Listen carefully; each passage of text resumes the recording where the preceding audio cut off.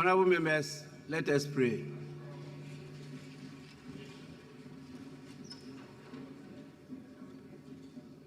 Almighty God, we humbly beseech thee to look with favor upon this Parliament of the Republic of Ghana. Grant that it may perform its high duty as in thy sight. Give divine guidance to the President of the Republic. Endow members of Parliament and ministers of state with discernment and vision, integrity and courage, that through the labors of government, this land and people may be well and truly served, and our good purposes for the common human life be realized in our midst. O God, grant us a vision of our country, fair as it might be, a country of righteousness, where none shall wrong his neighbor, a country of plenty, where evil and poverty shall be done away with, a country of brotherhood, where all success shall be founded on service and honor shall be given to the deserving, a country of peace, where government shall rest on the will of the people and the love for the common good. Bless the efforts of those who struggle to make this vision a living reality. Inspire and strengthen our people, that they may give time, thought, and sacrifice to speed the day of the coming beauty of Ghana and Africa. Amen.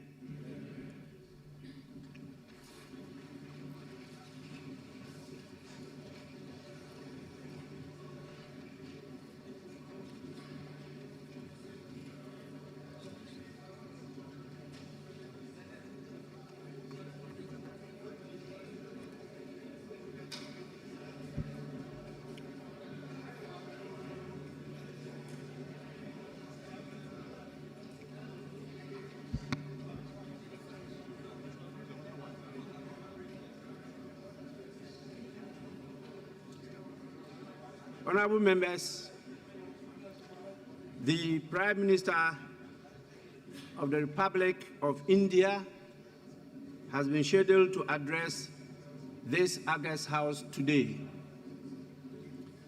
May I invite the Honorable Majority Leader and Minority Leader to join me to receive Her Excellency Professor Jane Nana Opoku-Agyeman, the Vice President of the Republic of Ghana, and the Prime Minister of the Republic of India, His Excellency Narendra Modi, at the Central Lobby.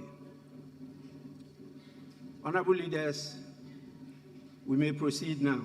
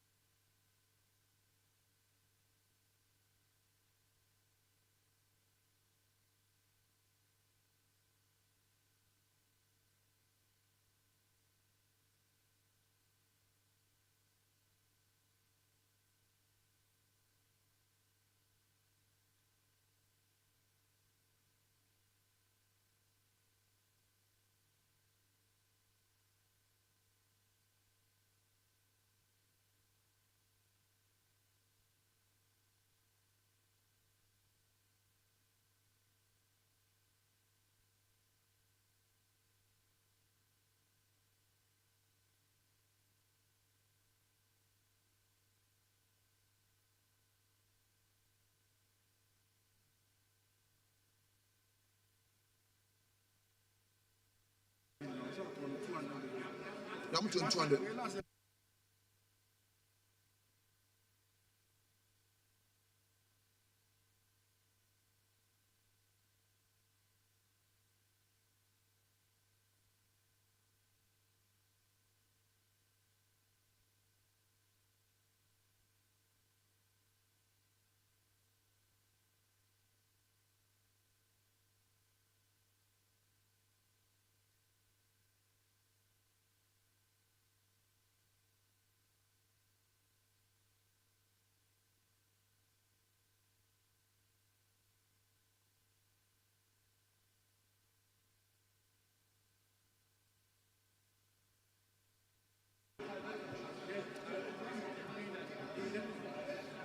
Mr. Speaker,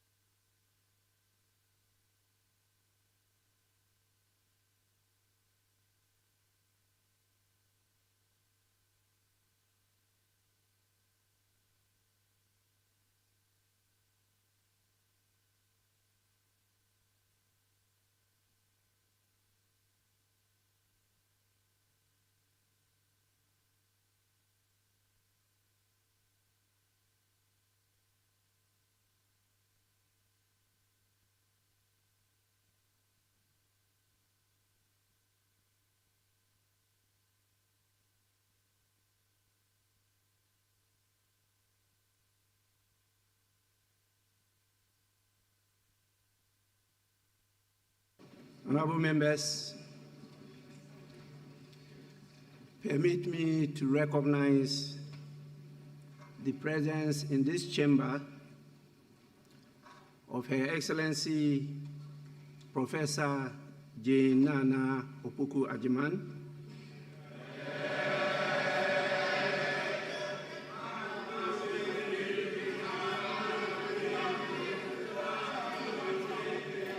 the Vice President of the Republic of Ghana.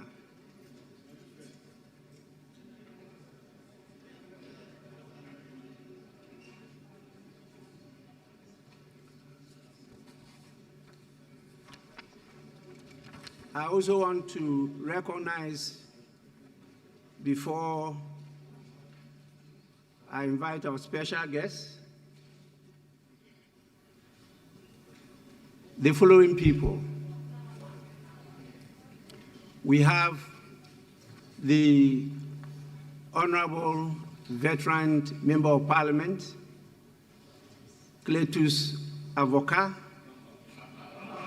now a member of the Council of State, representing the Chairman of the Council of State.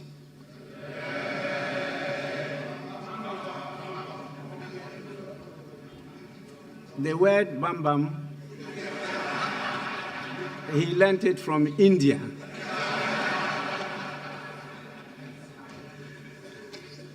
Honorable members, we also have members of the Council of State, representatives of political parties. We have members of the Diplomatic Corps. We have the government chair. We have independent constitutional bodies, civil society organizations, and a large presence of the Indian community in Ghana. You know, our brothers and sisters from India, you know, the community is very vibrant and very, very, very hospitable, and we live together in peace and friendship. Now, permit me to acknowledge with high commendation the presence of His Excellency Shri Narendra Modi, the Prime Minister of the Republic of India, in this August House. You know, even before independence, we took a lot of inspiration from India, right up from the formation of student groups in London up to the time of their independence on the 15th of August, 1947. His Excellency, the Prime Minister, is here to address the House pursuant to Order 67-1K of the Standing Orders of Parliament of Ghana. On behalf of leadership and honorable members, it is my privilege and singular honor to welcome His Excellency, the Prime Minister of the Republic of India, to this August House. Honorable members, with your indulgence, I have the greatest pleasure to invite His Excellency to address the House. Your Excellency, you may deliver your address now.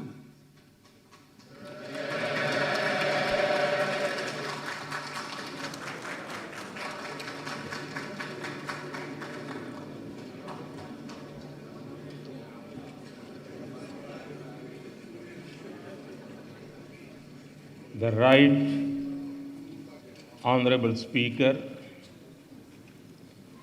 leadership of the House, honorable members of Parliament,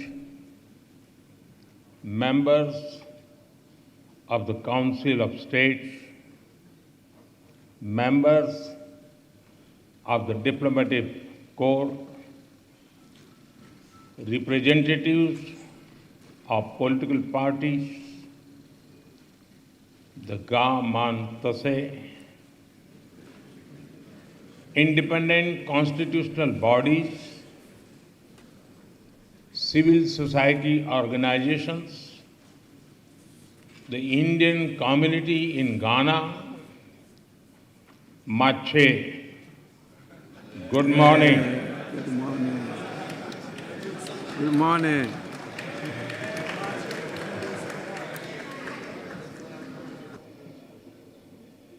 I'm deeply honored to address this esteemed House today.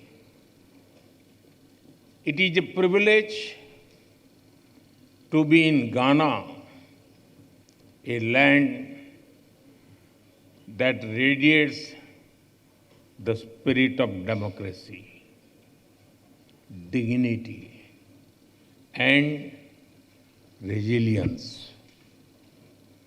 As the representative of the world's largest democracy, I bring with me the goodwill and greetings of 1.4 billion Indians.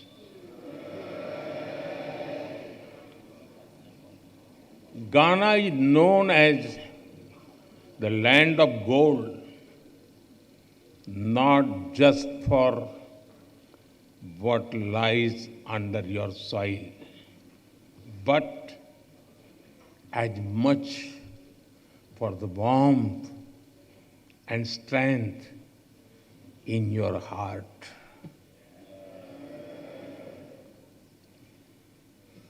When we look at Ghana, we see a nation that shines with courage, that rises above history, that meets every challenge with dignity and grace.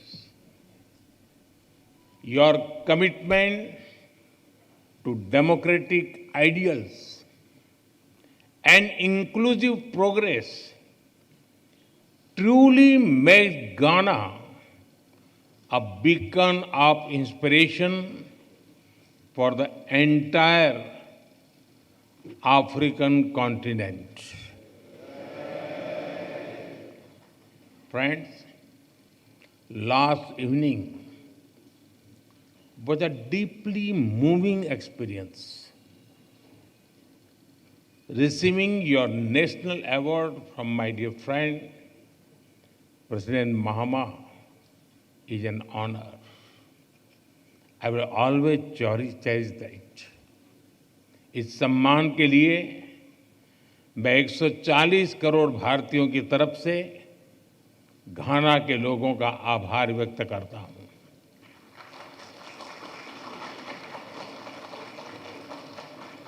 On behalf of the 1.4 billion people of India, I thank the people of Ghana for this honor.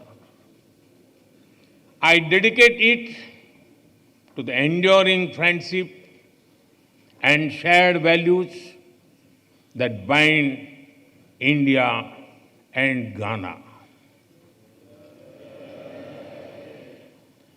Distinguished members, earlier today, I had the honor of paying tribute to a visionary and statesman and beloved son of Ghana, Dr. Kwame Nkrumah.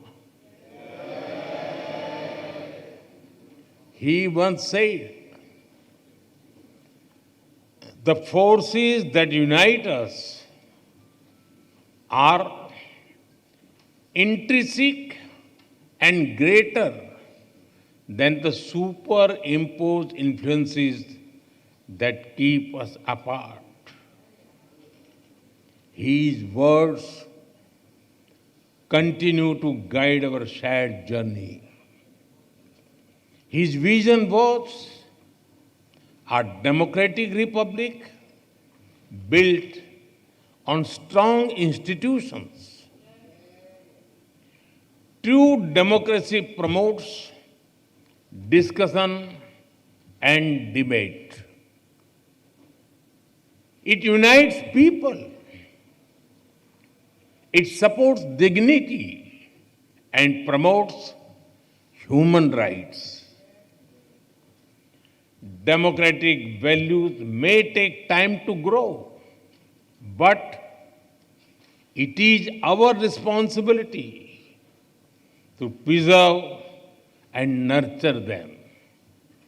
Friends, India is the mother of democracy.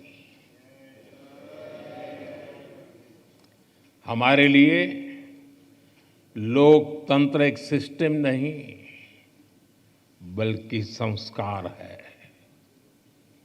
हजारों वर्षों से लोकतंत्र ने भारतीय समाज को निरंतर गति दी है। For us, democracy is not merely a system. It is a part of our fundamental values. From thousands of years ago, we have examples of centers like Vaishali. The Rig Veda, one of the world's oldest scriptures, says, "Ano bhadraha kratavo yantu vishwatah." It means, let good thoughts come to us from all directions. This openness to ideas is the core of democracy. India has over 2,500 political parties.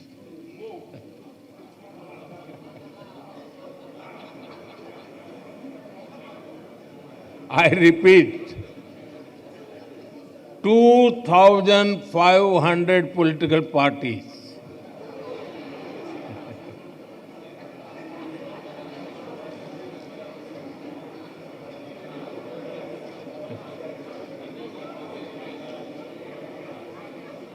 20 different parties governing different states, 22 official languages, thousands of dialects.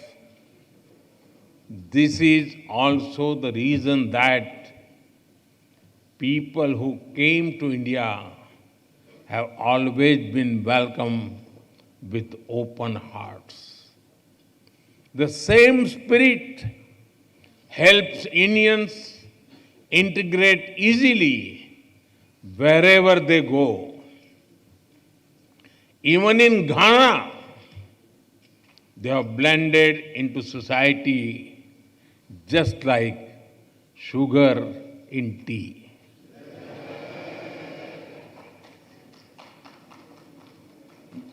Distinguished members, the histories of India and Ghana bear the scars of colonial rule, but our spirits have always remained free and fearless. We draw strength and inspiration from our rich heritage. We take pride in our social, cultural, and linguistic diversity. We built nations rooted in freedom, unity, and dignity. Our relationship knows no bounds. And with your permission, may I say, our friendship is sweeter than your famous sugar loaf pineapple.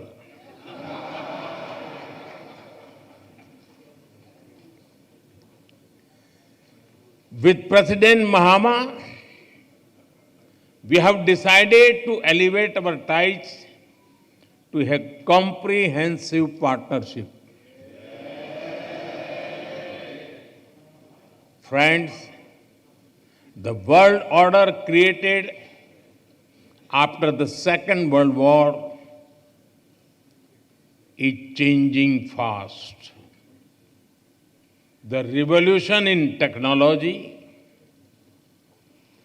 the rise of the global south, and shifting demographics are contributing to its pace and scale.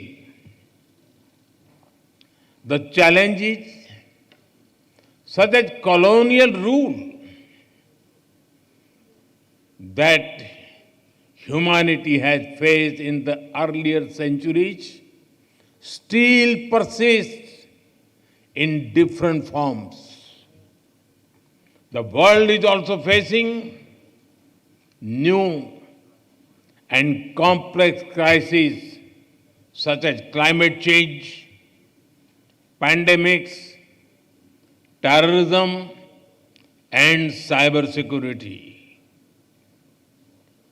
Institutions created in the last century are struggling to respond.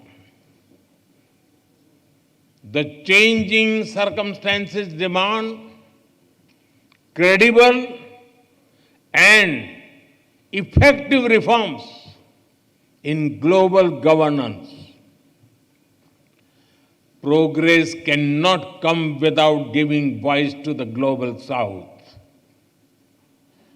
We need more than slogans. We need action. That is why, during India's G20 presidency, we worked with the vision, one earth, one family, one future. We put emphasis on Africa's rightful place at the global high table. We are proud that the African Union became a permanent member of the G20 during our presidency. Friends, for India, our philosophy is humanity first. We believe in Sarve Bhavantu Sukhinaha, Sarve Santu Niramaya, Sarve Bhadrani Paschantu, Ma Kaschid Dukh Bhag Bhavet. It means, may all be happy, may all be free from illness, may all feel what is auspicious, may no one suffer in any way. This philosophy embodies India's approach to the world. It guided our actions during the COVID pandemic. We shared vaccines and medicines with over 150 countries, including our friends in Ghana. We launched Mission Life, Lifestyle for Environment, to address climate change and promote sustainable living. This inclusive spirit powers our global initiative like One World, One Sun, One Grid, and One World, One Health for a healthier planet. International Solar Alliance to encourage solar energy and sustainability. International Big Cat Alliance to protect wildlife. And the Global Biofuel Alliance to advance clean biofuels and cut carbon emissions. I am glad that Ghana, as a founding member, will host the African regional meeting for the International Solar Alliance this September. This demonstrates our shared belief that the world is one family. Distinguished members, over the past decade, India has seen a major transformation. The people of India have reposed their faith in peace, security, and development. Last year, they re-elected the same government for the third consecutive time. Something that happened after more than 6 decades. Today, India is the fastest growing emerging economy. On the foundations of stable polity and good governance, India will soon be the third largest economy. We already contribute nearly 16% to global growth. Our demography is paying its dividend. India now has the world's third largest startup ecosystem. India is an innovation and technology hub where global companies want to converge. We are recognized as the pharmacy of the world. Indian women today lead in science, space, aviation, and sports. India landed on the moon, and today an Indian is in orbit giving wings to our human space flight mission. और कितना सुखद संयोग है कि भारत के कई गौरव भरे क्षण में अफ्रीका जुड़ा हुआ है। जब भारत ने चंद्रयान के चांद के साउथ पोल पर लैंड किया तो उस दिन भी मैं अफ्रीका में था। और आज जब एक भारतीय एस्ट्रोनॉट मानवता के उज्जवल भविष्य के लिए स्पेस स्टेशन में एक्सपेरिमेंट्स कर रहा है, मैं एक बार फिर अफ्रीका में हूं। Africa has been connected to many of India's proudest moments in space. When India's Chandrayaan landed on the moon's south pole, I was in Africa. And today, as an Indian astronaut conducts experiments on board space station for the welfare of humanity, I am once again in Africa. This is no ordinary coincidence. It reflects the deep bond we share, our common aspirations, and our shared future. Our development is inclusive. Our growth touches the lives of every Indian.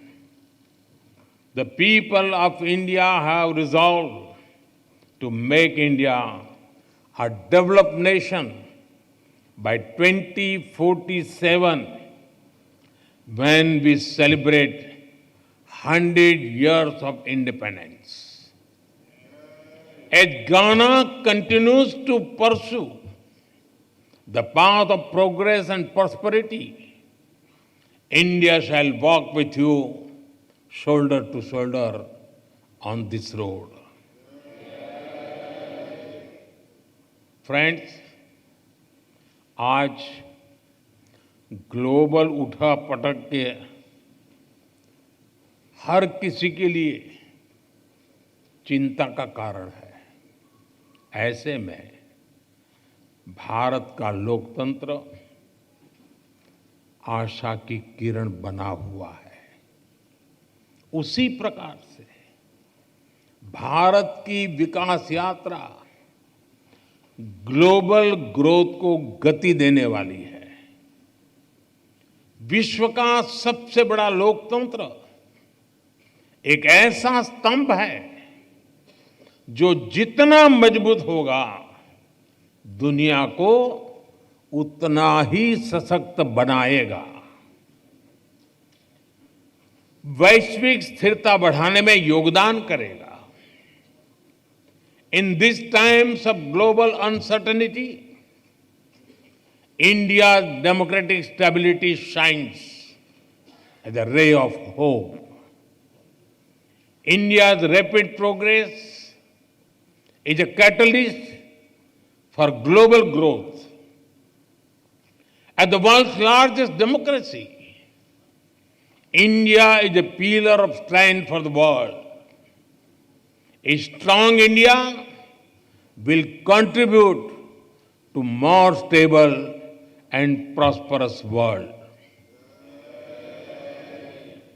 After all, our mantra is सबका साथ, सबका विकास, सबका विश्वास, सबका प्रयास. It means together for everyone's growth, with everyone's trust and effort. India remains a committed partner in Africa's development journey. We support Africa's Development Framework Agenda 2063 to secure a bright and sustainable future for its people. Africa's goals are our priorities. Our approach is to grow together as equals. Our development partnership with Africa is demand-driven. It is focused on building local capacities and creating local opportunities. Our objective is not just to invest, but to empower, to help develop self-sustaining ecosystems. It is my honor to give further momentum to this partnership. In 2015, we hosted the India-Africa Summit. President Mahama was one of our esteemed guests. In 2017, India hosted the annual meeting of the African Development Bank. We have expanded our diplomatic presence to 46 countries across Africa. Over 200 projects across the continent enhance connectivity, infrastructure, and industrial capacity. Every year, our India-Africa Business Conclave generates new opportunities. In Ghana, we inaugurated the Tema-Pakdan railway line last year. It is the largest infrastructure project in this part of the African region. We welcome Ghana's own efforts to accelerate economic integration under the African Continental Free Trade Area. Ghana also holds great potential to become an IT and innovation hub in the region. Together, we will shape a future full of promise and progress. Distinguished members, free and fair elections are the soul of any democracy. It is encouraging to see our electoral commissions working closely together. I am confident that India's Election Commission will be honored to share its experience in conducting the world's largest elections with full trust and transparency. Parliamentary exchanges are also a cornerstone of the relationship between our two democracies. I recall the Commonwealth Parliamentary Association meeting held in Accra in 2023. It welcomed the largest Indian parliamentary delegation to Ghana, including state legislators in India. We deeply value such vibrant dialogue. I welcome the establishment of Ghana-India Parliamentary Friendship Society in your parliament. I propose to further reinforce our parliamentary ties. I invite you to visit the new Parliament of India. You will be able to see the bold steps we have taken to reserve 1/3 of seats in the Indian Parliament and state assemblies for women. You can witness the debate and discussions that are the hallmark of the Indian democracy. I assure you, they are as spirited and passionate as the game of your beloved Black Stars. Friends, India and Ghana share a dream where every child gets opportunities, where every voice is heard, where nations rise together, not apart. Dr. Nkrumah had said, and I quote, "I am not African because I was born in Africa, but because Africa was born in me." Unquote. In the same way, India carries Africa in its heart. Let us build a partnership not only for today, but for generations to come. Thank you. Meda Muwase.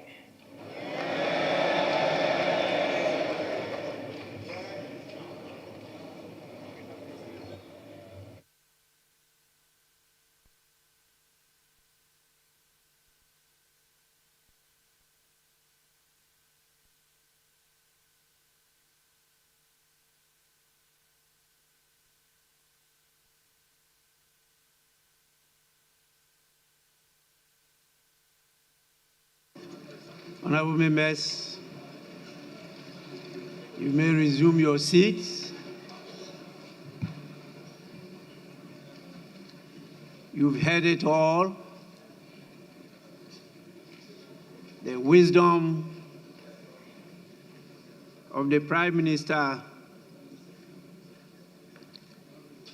of the largest democracy in the world.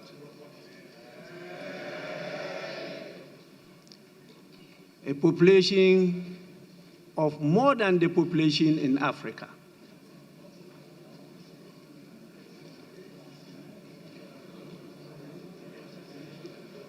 $2,500 political parties.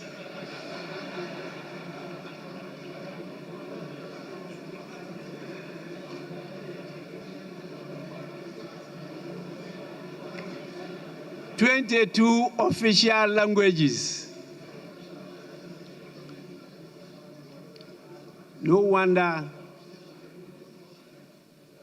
they established the Public Accounts Committee that we know today as far back as 1921. So in 2021, they celebrated the 100 years of Public Accounts Committee in India. I want to assure His Excellency that our Public Accounts Committee will be visiting your parliament to understudy your journey and to learn from you.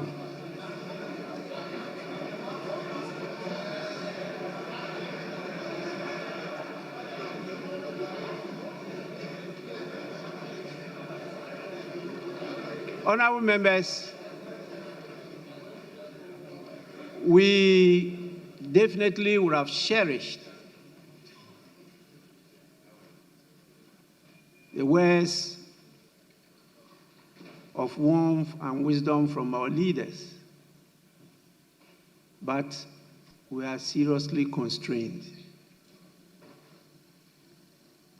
And we are compelled to go by that. And so I apologize that we don't have space, even though initially we provided for it because of the tightness of the schedule. And so I will, with all humility, crave your indulgence to, on your behalf, please extend our warmest congratulations to His Excellency the Prime Minister of the Republic of India. We are honored by his presence. It was really a great pleasure listening to him.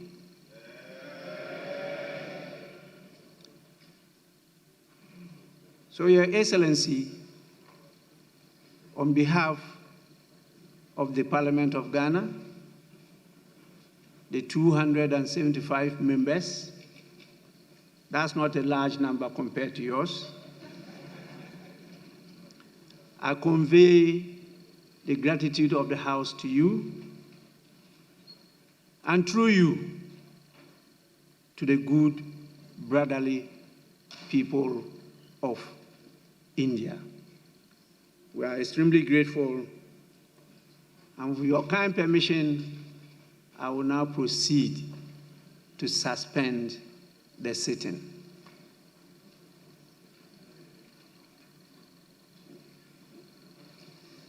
Please, I definitely can only once again appreciate the efforts Her Excellency the Vice President have done by leading this august visitor to our house. On your behalf, I thank her for all her love, her support and assistance, and the leadership that she has granted us so far. We are extremely grateful, Your Excellency.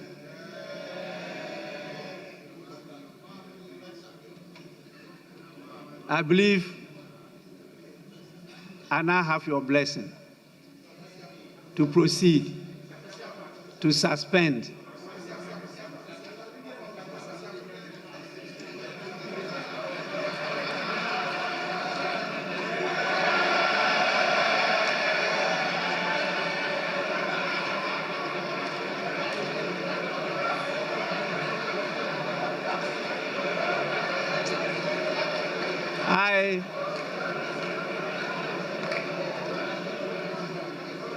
I recognize that the honorable member is itching to visit India.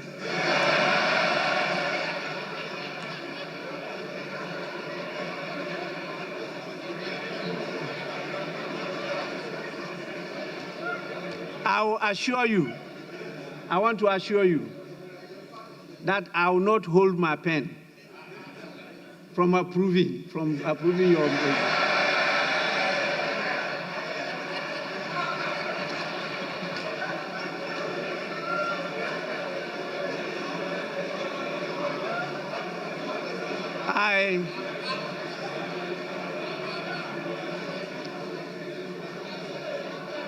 Honorable members, please, time is not on our side, but my attention has been drawn to the fact that he's not alone, that he has a partner, and she is outdooring herself straight in front of us. So I thank honorable members for that. The love for the country of India, its people and its culture. And now, with your kind permission, may I proceed to suspend the sitting. Thank you so much for your evidence.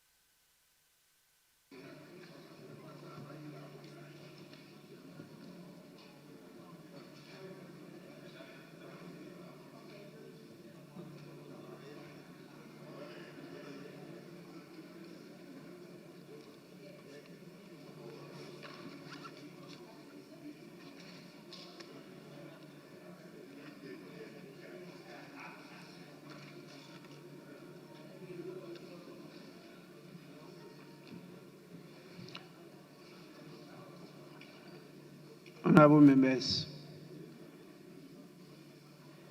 welcome back from the suspension. We want to commence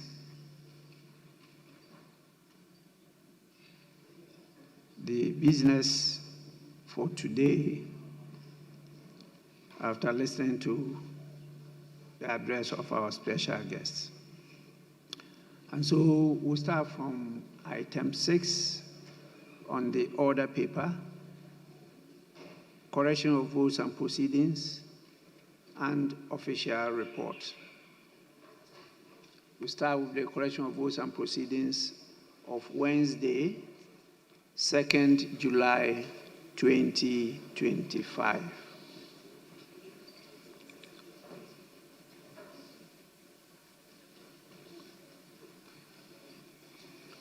Page 1. Page 2. Page 3.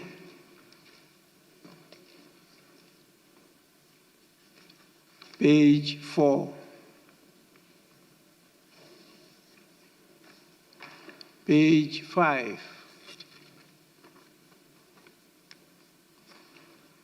Page 6. Page 7.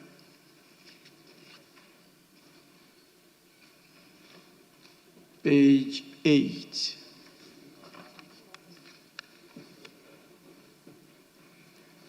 Page 9.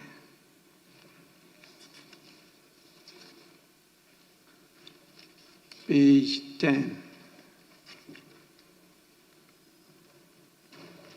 Page 11.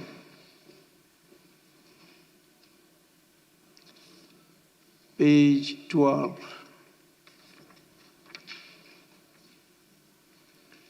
Page 13.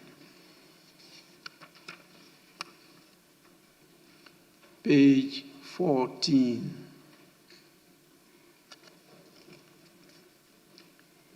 Page 15.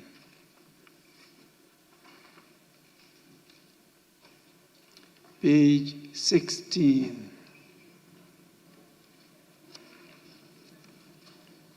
Page 17. Yes, honorable member. Speaker, thank you so much. Speaker, the business committee over here is said to have met on Thursday, 2nd July. I think definitely that should be an error. In July, in the month of July, this is the only Thursday we have, which is today, and it's 3rd. So I presume the day in question should be Wednesday, 2nd July instead. Business committee, when did you meet? Was it Wednesday? Yes, please.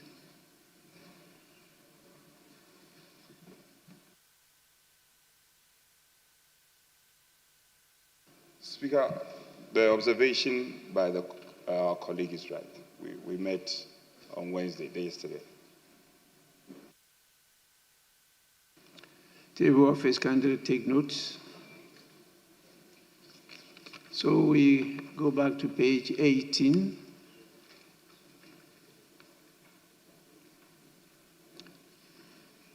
Page 19. Page 20. Yes, honorable member. Your Speaker, with utmost respect, I made some observations, but because I'm working late, you had gone beyond those pages. If I find favor before you, I would like us to go to page number, item 184 on page number 11. If 184, Roman numeral II. I'm not sure whether it's supposed to be Saboba or Sabuba. Saboba or Sabuba. I see Sabuba here. I'm not sure whether that is the right rendition. You're talking about page 11? Yes, please. Page 11, item 184, Roman numeral II. Sabuba Triponi. Yes, the spelling of the name, Saboba. So it should be It's O. a B-O, not a B-U. Yeah. Yes, Honorable Member, thank you so much. The Speaker, also on page 17, where Honorable Afajato made the correction. If you come to in attendance, the Roman numeral IV, Mr. Pia say Sumwa, sitting there. I see Park. I don't know whether it is Principal Assistant Clerk or Public Accounts Committee. So if you could specify to be sure whether, I'm thinking it is Principal Assistant Clerk. It could also be Public Accounts Committee. Mr. Speaker, thanks for your patience. Table office kindly take note of the use of the abbreviation PAC. Make it specific if this Principal Assistant Clerk says so. When you say PAC, commonly in Parliament, known to be Public Accounts Committee. The lady is actually Principal Assistant Clerk. Page 20. Page 21.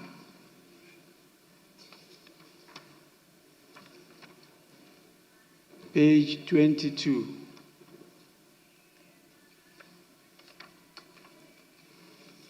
Page 23.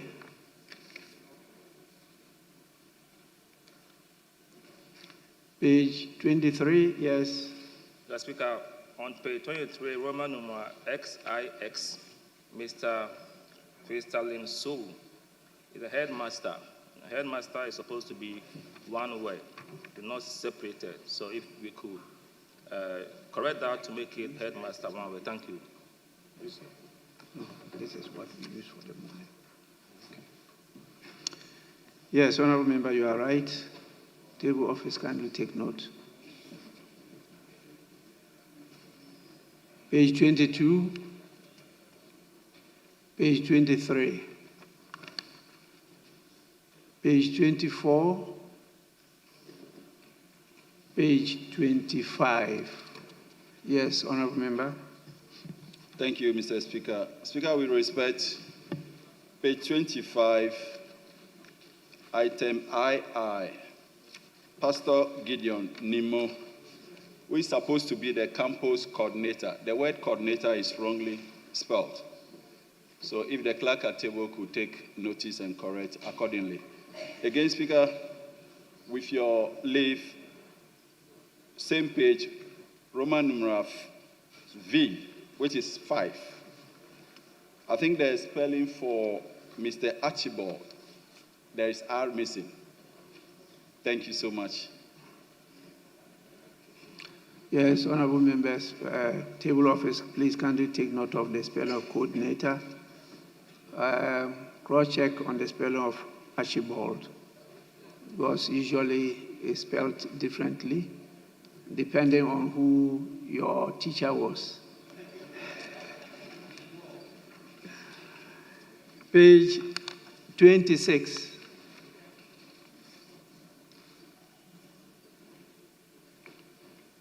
Page 27.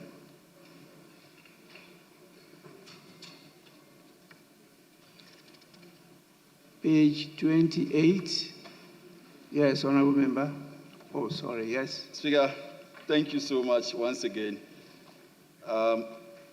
Page 28, item 3, that's under attendance. II, the Honorable Member for Wejagbawe, Mr. Jerry Ahmed Shaib. His title over here, I think he's been too elevated.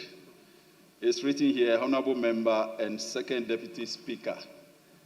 I think he's the Second Deputy Minority Whip. And then the record should capture him as such. Thank you, Speaker.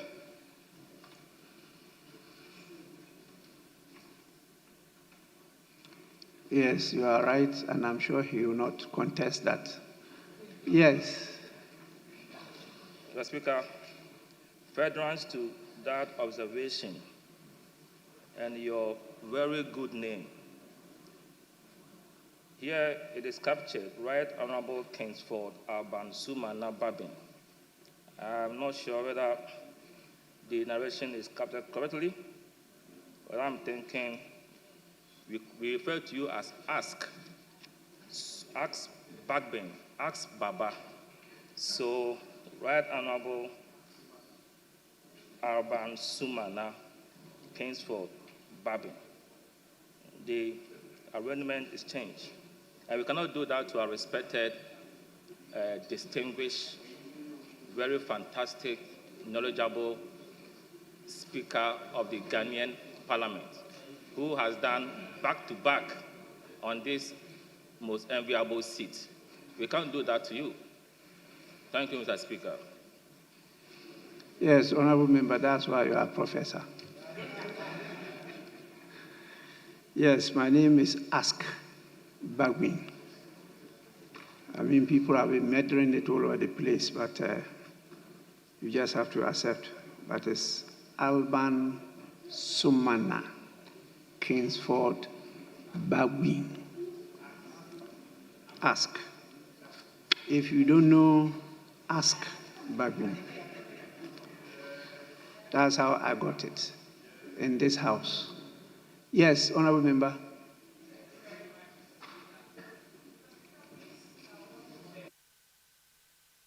Yeah. Thank you very much, Mr. Speaker. Mr. Speaker, please, I want to beg your leave to take us back to page 24 on the report, the Committee on Gender's tour of orphanages and the Ministry of Gender and Children. When we went to the orphanage in Honorable Gizela's constituency, she joined us in our meetings and our activities, and I thought that that should be captured in the report. Honorable Eliklem Akurgu also joined us when we visited another shelter in her constituency of Domi Kwabenya. So, Mr. Speaker, I want to crave your indulgence and request that these two honorable members of parliament should be duly recognized in attendance of the activities of the Gender Committee. Thank you very much, Mr. Speaker. Kindly take note of that, table office.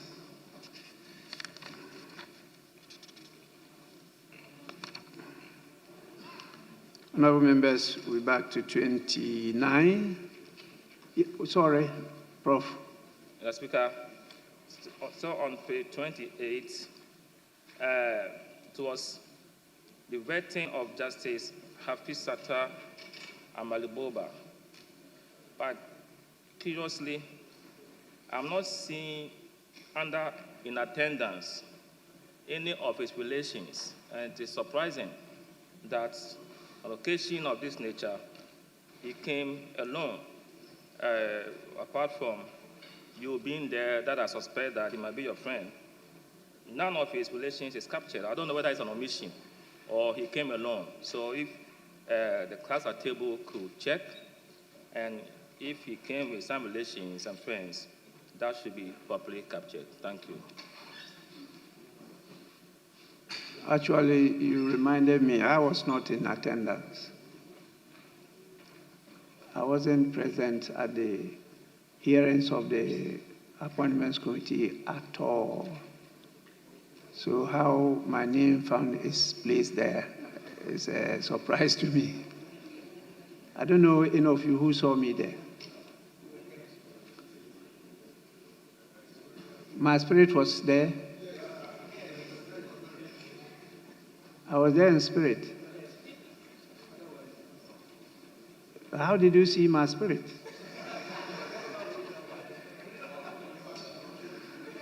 Yes, Honorable Member. Mr. Speaker, still on page 28. I don't know if this has been corrected as I was not around. Item 3, in attendance. Mr. Jerry Ahmed Shaib, Honorable Corrected, MP corrected, and Deputy Speaker. Corrected. Oh, thank you. Thank you.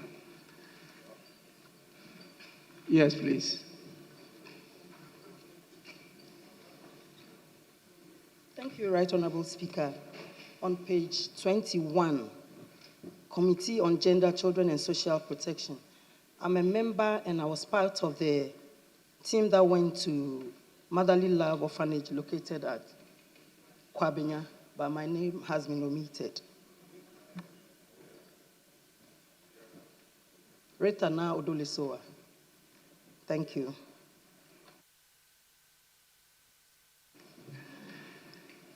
Definitely, I know you very well. Please, table office, kindly take note of that. Yes, Majority Chief Whip.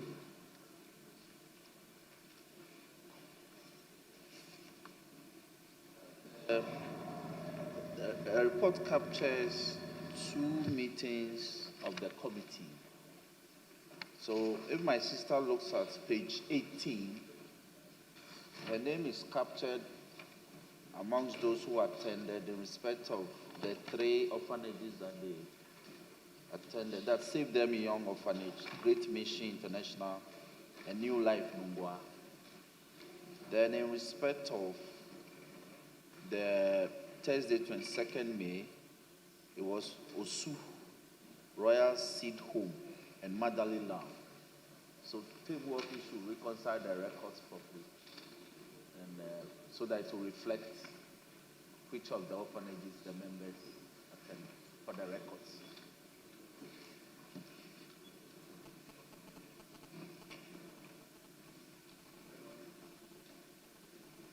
Honorable Member, you listen to the Majority Chief Whip.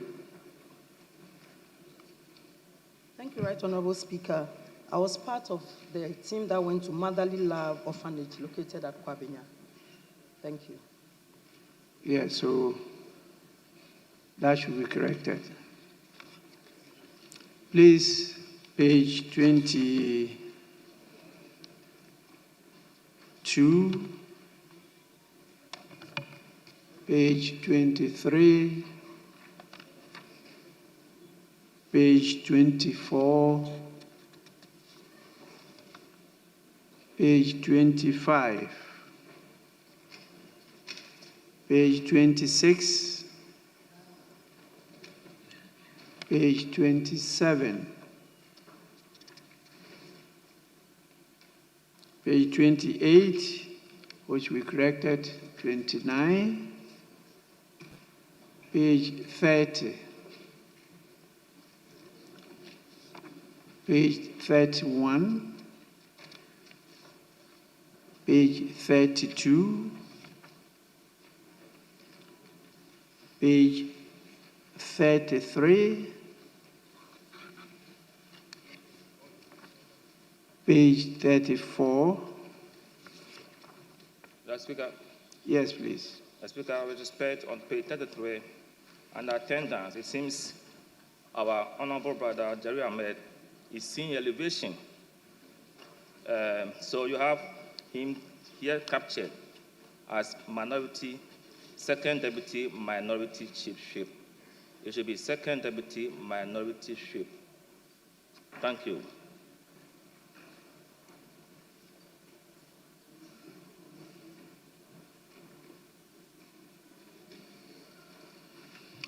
Yes, Honorable Member, you are right. It should be noted we have chief whips and deputy whips. We don't have deputy chief whip. Page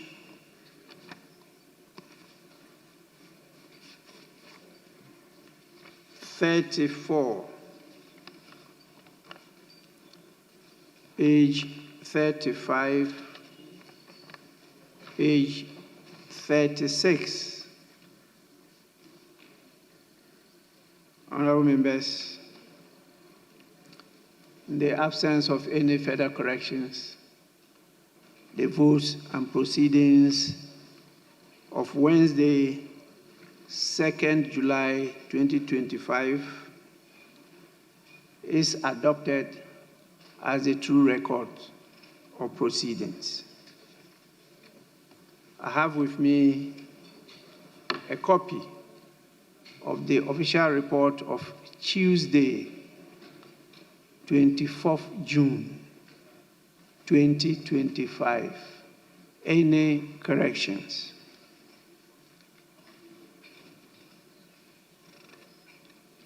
Honorable members, in the absence of any corrections, the official report of Tuesday, 24th June 2025 is hereby adopted as a true record of proceedings.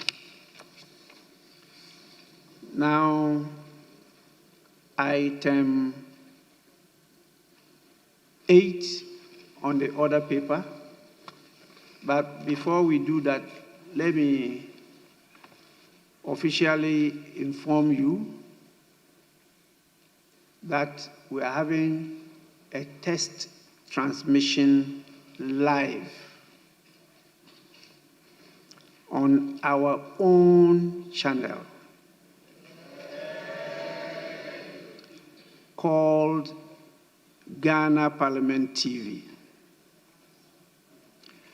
This channel is on the national terrestrial platform. It's part of our efforts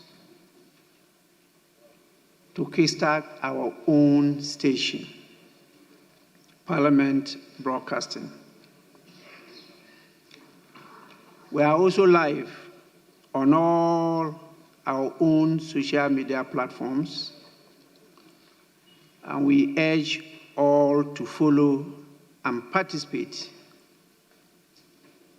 in this morning program.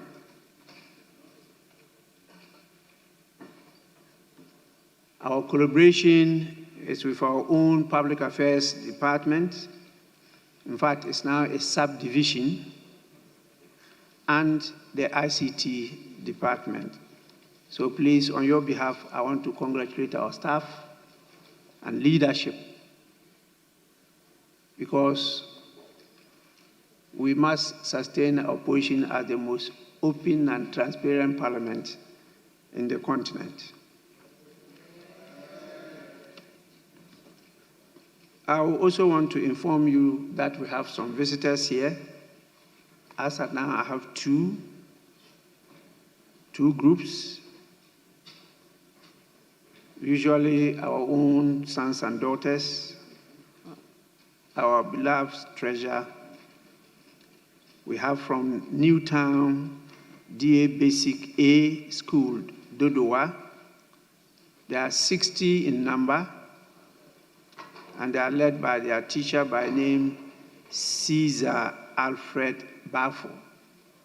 Please, you can see them to the left, and they come from Shai Osudoku.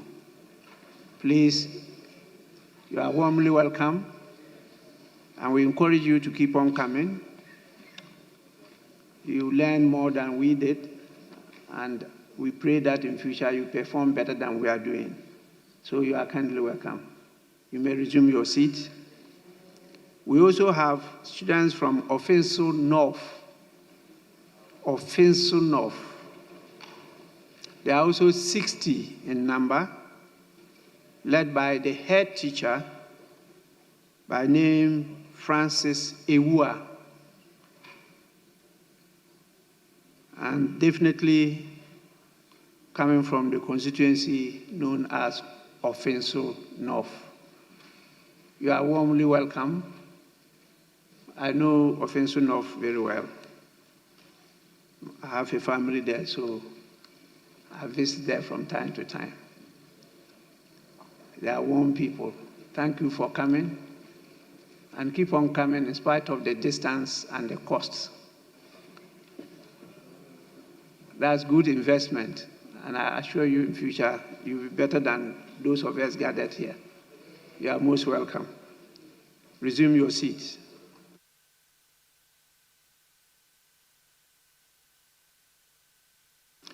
Yes, honorable members,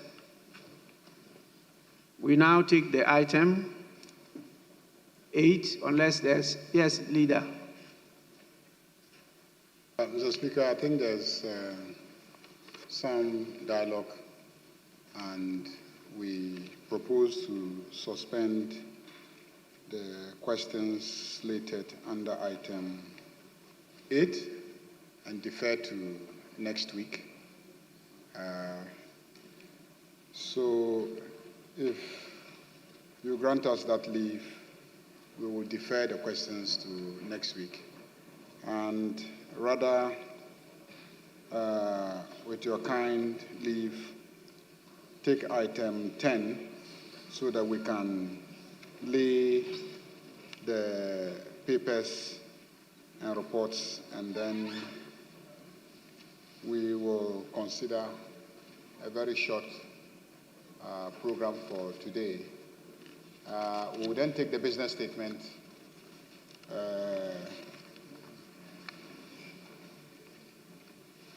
Thank you. Yes, so Mr. Speaker, I think with your kind permission, if we can suspend and defer the questions slated for item 8 to next week, and then take the business statement and present the papers contained in item 10 and then the other paper addendum.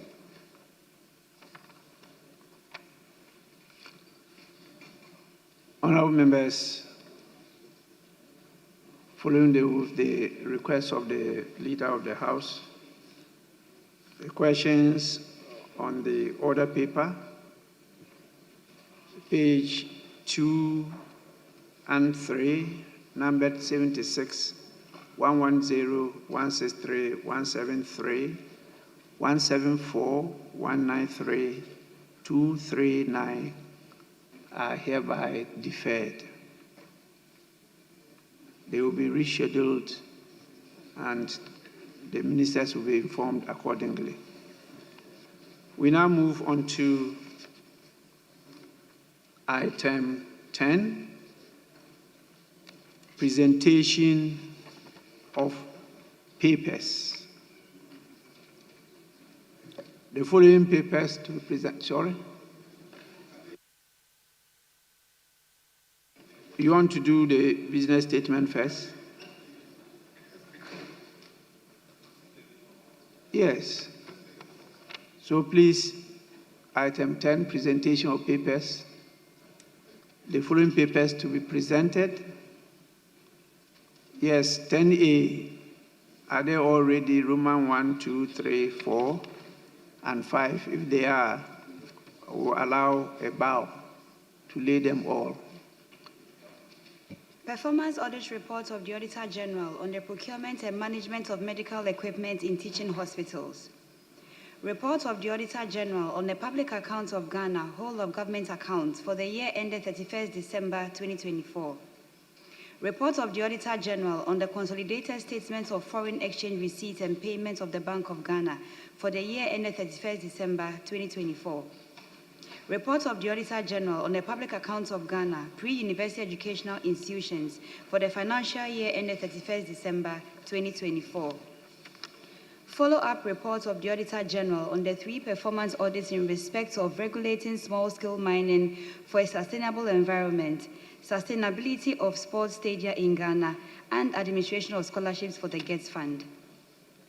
Honorable members, the audit reports referred to at page 3, number 10A, Roman 1, 2, 3, 4, and 5 are accordingly referred to the Public Accounts Committee for consideration and report to the House. Chairman of Public Accounts Committee, you know our standing orders have permitted you to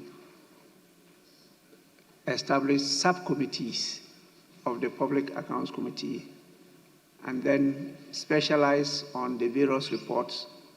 There are so many now coming to the House, and we need to have that so that you can expedite work on them. But the final report will be brought definitely after the chair and the secretary have gone through and appended their signature to them.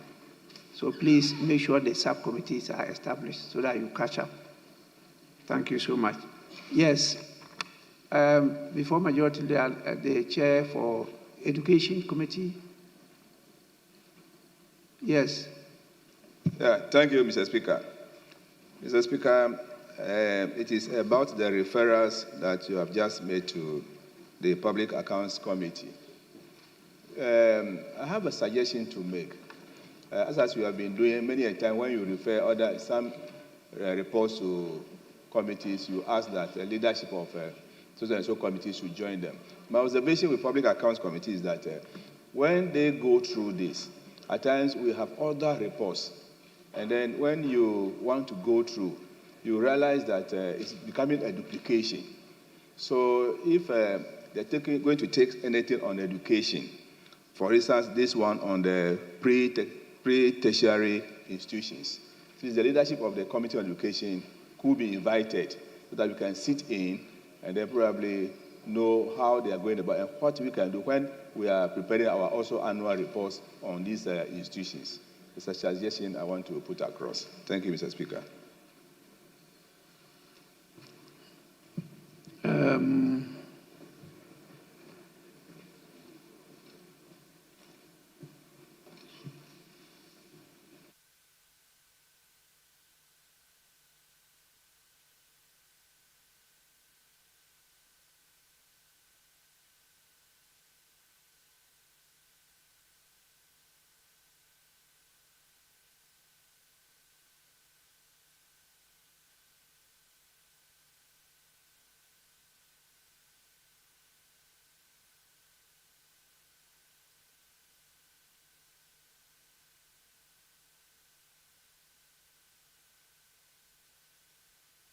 Chairperson, Public Accounts Committee, what do you say to this request? Thank you very much, Mr. Speaker. Mr. Speaker, 2 days ago, this same issue came up, and then we drew the attention to the fact that Order 229, the Standing Orders 229-5, just like you mentioned, that we should set up some subcommittees, including educational institutions, management and utilization of statutory funds, subcommittee on public accounts, subcommittee on performance audit and foreign exchange receipts and payments, subcommittee on monitoring and implementation, and then a subcommittee that we may determine. And the Constitution is also very, very clear on who should take such reports. They can come in as friends, and then we'll allow them to ask any questions that they have. But based on what the Constitution says and our standing order says, I think this report should be referred to us, just like you have done, and we would have to look at it. You advised us to set up the committees, which we'll do very soon, and then let you know. Thank you, Mr. Speaker.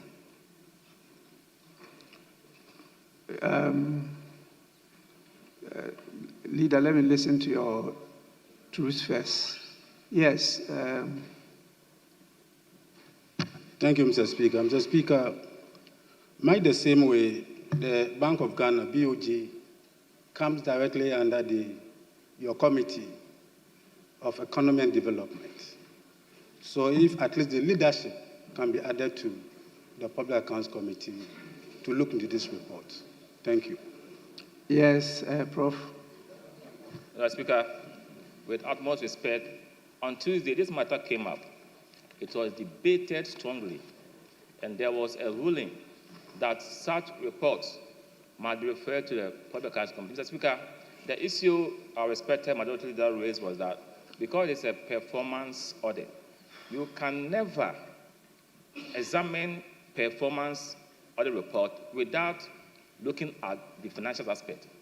It's part of it. So I don't see why we should get leadership of other committees to be part of consideration of the report. It is clear. It has to go to the Public Accounts Committee. There is no gray area on this matter. Speaker, thanks for the opportunity. Yes, Minority Chief Whip. Speaker, not to rehash what our respected chair of the Public Account Committee said. This matter is a straightforward matter. I can appreciate when colleagues appreciate some angle of matters at hand, often referred to the Public Account Committee, and believes they should have a bite. But with the greatest respect to our colleagues, these are straightforward matters. In my view, what is outstanding, Speaker, if you look at the Constitution, what is outstanding is Parliament's inability to do a follow-up in terms of the issues that are teased out by the Public Accounts Committee. It often happens that we debate the issues and then we leave them hanging. This House's ability to continue through to its logical conclusion, and there's a constitutional imperative that we should be able to form committees to get these matters addressed ultimately. That, for me, is the crux of the matter, and that's what we should be focusing on, not the referral. With respect to my ever-passionate chair and my colleagues, let's leave this matter as it is. I think we have not erred at all. Don't fix it if it's not broken. I thank you, Speaker. Yes, please. Thank you very much, Mr. Speaker. Mr. Speaker, the issue of reports that are supposed to refer to the Public Accounts Committee are not in doubt. But performance audit reports are internal management tools that the entities themselves conduct on their own. So you expect that to go to the sector committees that are oversighting these agencies to look at them. But if it's an external audit by the Auditor General, then it appropriately should go to the Public Accounts Committee. Thank you, Mr. Speaker.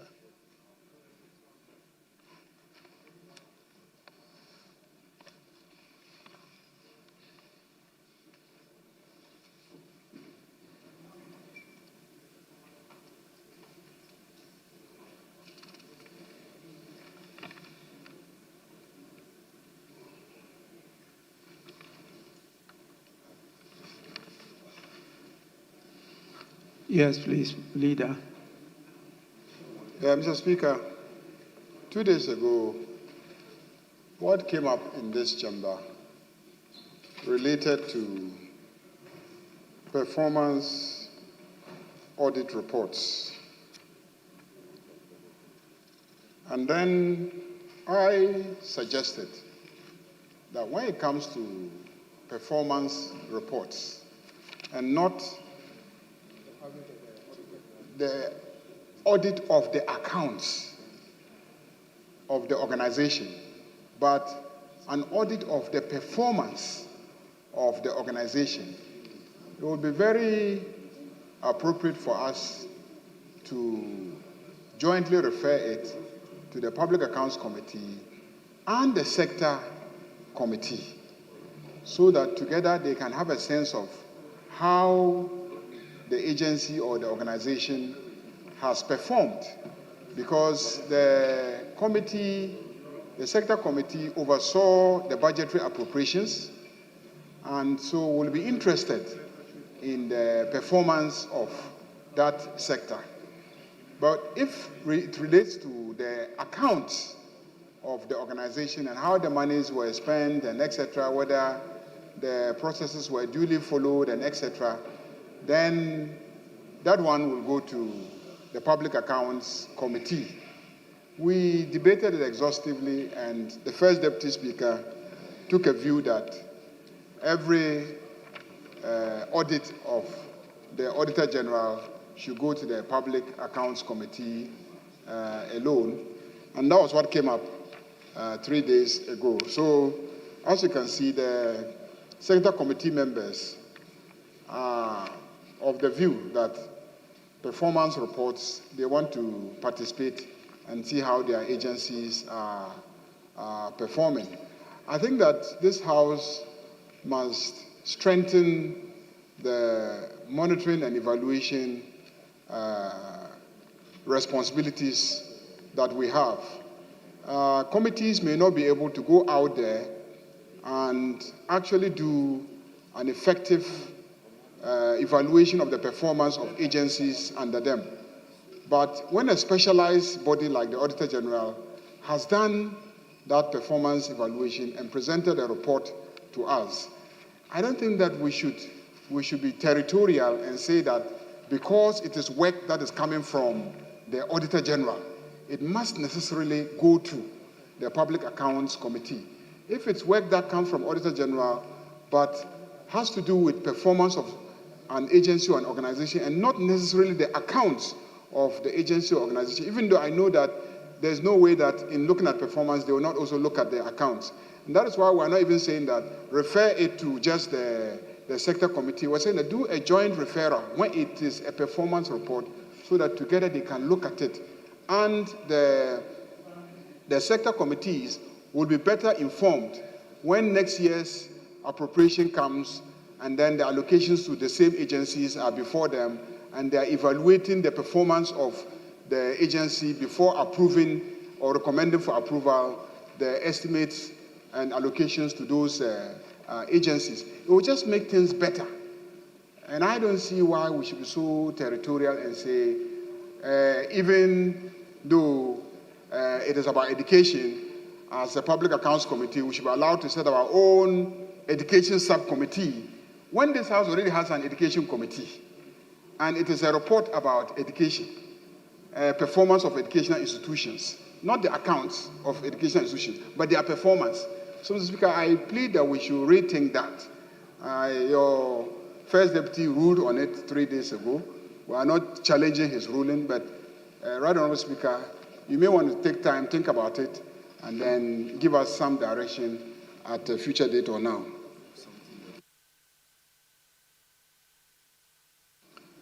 Honourable members, our rules are clear. I think the decision of the First Deputy Speaker is right, and we should go by it. The subject matter committees should be able to use the Public Accounts Committee reports in monitoring and evaluating the performance of the subject ministries. That is allowed. But when we come to the issue of the Public Accounts Committee, it's a specialized committee with a different composition. It's not only made up of members, we also have experts from the Auditor General. The Auditor General, in good democratic jurisdictions, is an officer of Parliament. And that's usually an appointee of Parliament, not of the executive. This constitutional reform should take that on board. It was very difficult when the Auditor General is an appointee of the executive for him to audit his own boss. And so usually the practice is for the Auditor General to be an appointee of Parliament. And so they support them to do technical job.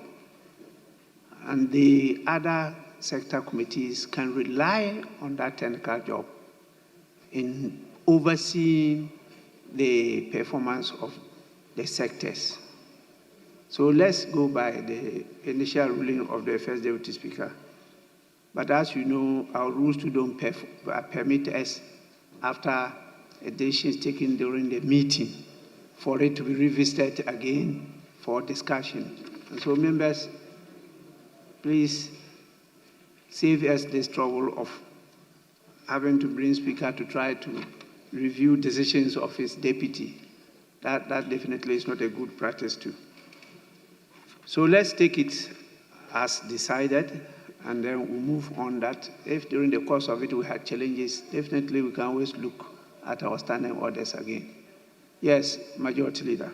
Yeah, Mr. Speaker, we have order paper addendum, and there's a presentation of and first reading of a bill, Ghana Deposit Protection Amendment Bill 2025. If we may take that, Mr. Speaker. Yes, honorable members, order paper addendum. My attention has been drawn to that bill. Mr. Speaker, the Finance Minister is out of the jurisdiction. I will have the Minister for Roads and Highways, and if you will indulge us so that he can lay the bill on behalf of the Minister for Finance. Yes, minority. Speaker, the Finance Minister is not here. The Deputy Finance Minister has elected not to be here. And why is he? On such an important matter, please. On such an important matter, you know, the road minister is our friend. He often comes here. But don't use the road minister. Don't use the road minister as a small screen. The road minister, you are burdening the road minister. Already has too many problems as his ministry. He has to pay contractors. He is suffering. Every day you want the road minister to lay papers. Find another minister. Bring the deputy minister at least. They should bring Honorable Ampim at least. And mind you, there are payments you have to make.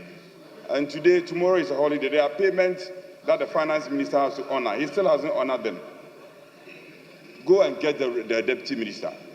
Speaker, we strongly argue that they should get at least. No. I know you will do my road for me. That one, I'm your good friend, don't forget.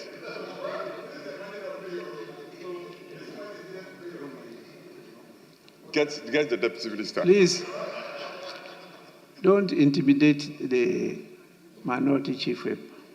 Allow him to do his job. When you are giving him those signals like, if he continues, his road might not be done, it's not fair. I assure you your road will be done. Yes, please, this is the work of the minority, and I draw your attention to the fact that you must always get your ministers to come and do their job before the House. So kindly concede that one and improve upon it so that we can proceed.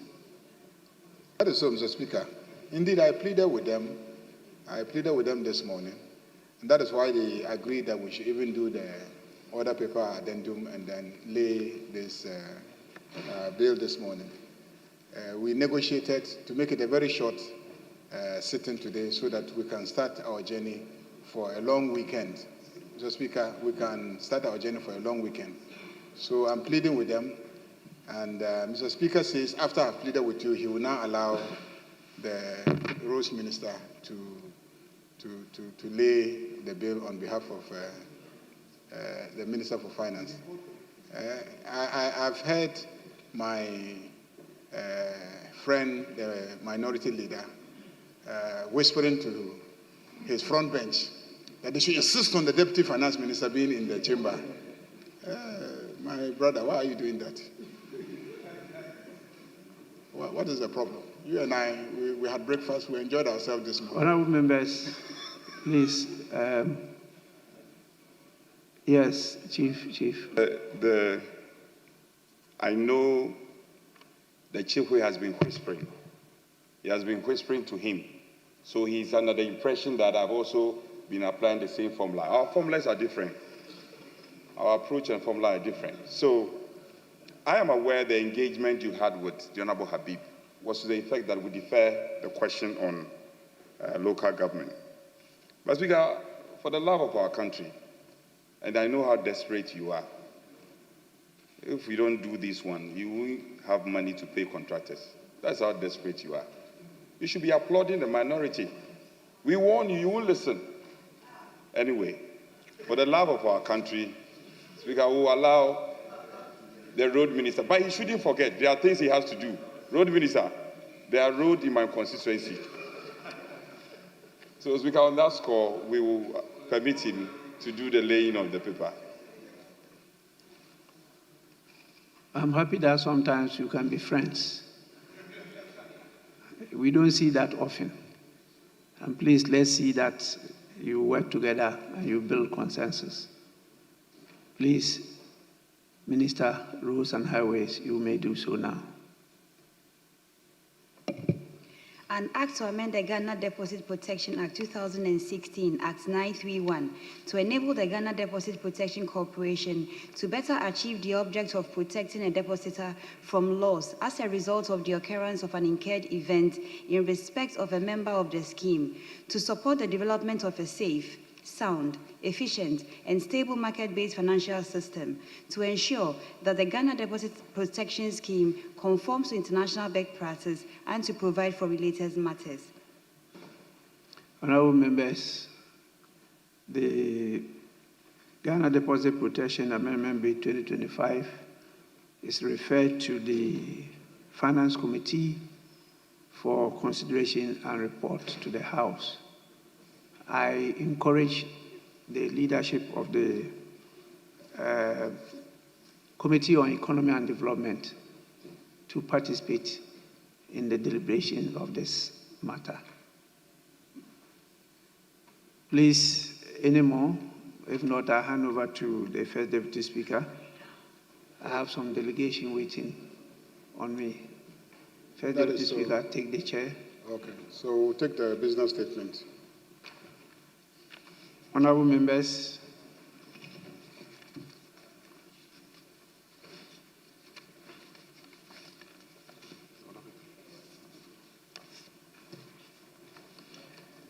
item 7, business statement for the 7th week.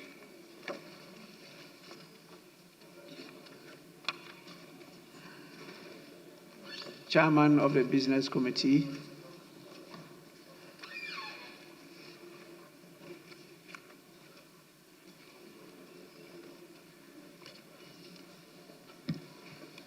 Right Honorable Speaker, your committee met yesterday, Wednesday, 2nd July, and arranged business for the House for the 7th week ending Saturday, 12 July 2025. We accordingly present our report. Right Honorable Speaker, may read any available communications to the House during the week. We have 55 questions. 12 of them are urgent questions, and then 43 are oral questions.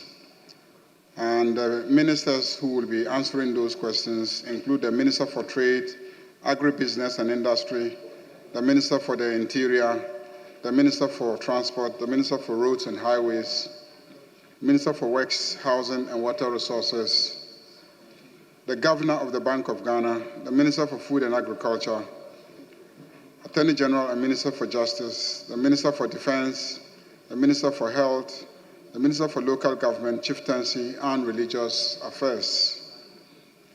Statements pursuant to Order 91-2 by Ministers of State may be permitted. Statements on government policy and also statements by honorable members in accordance with Order 93 may also be made. Bills, papers, and reports may be presented pursuant to Orders 159 and then 160, and pursuant to Order 97, papers may be laid during the week, and reports from committees may also be presented to the House for consideration. Right Honorable Speaker, motions may be debated, and there are consequential resolutions, if any, taken during the week. Mr. Speaker, the Business Committee brings to the notice of honorable members that in the coming weeks, the House will sit on Mondays and Saturdays, commencing Monday, 7 July 2025.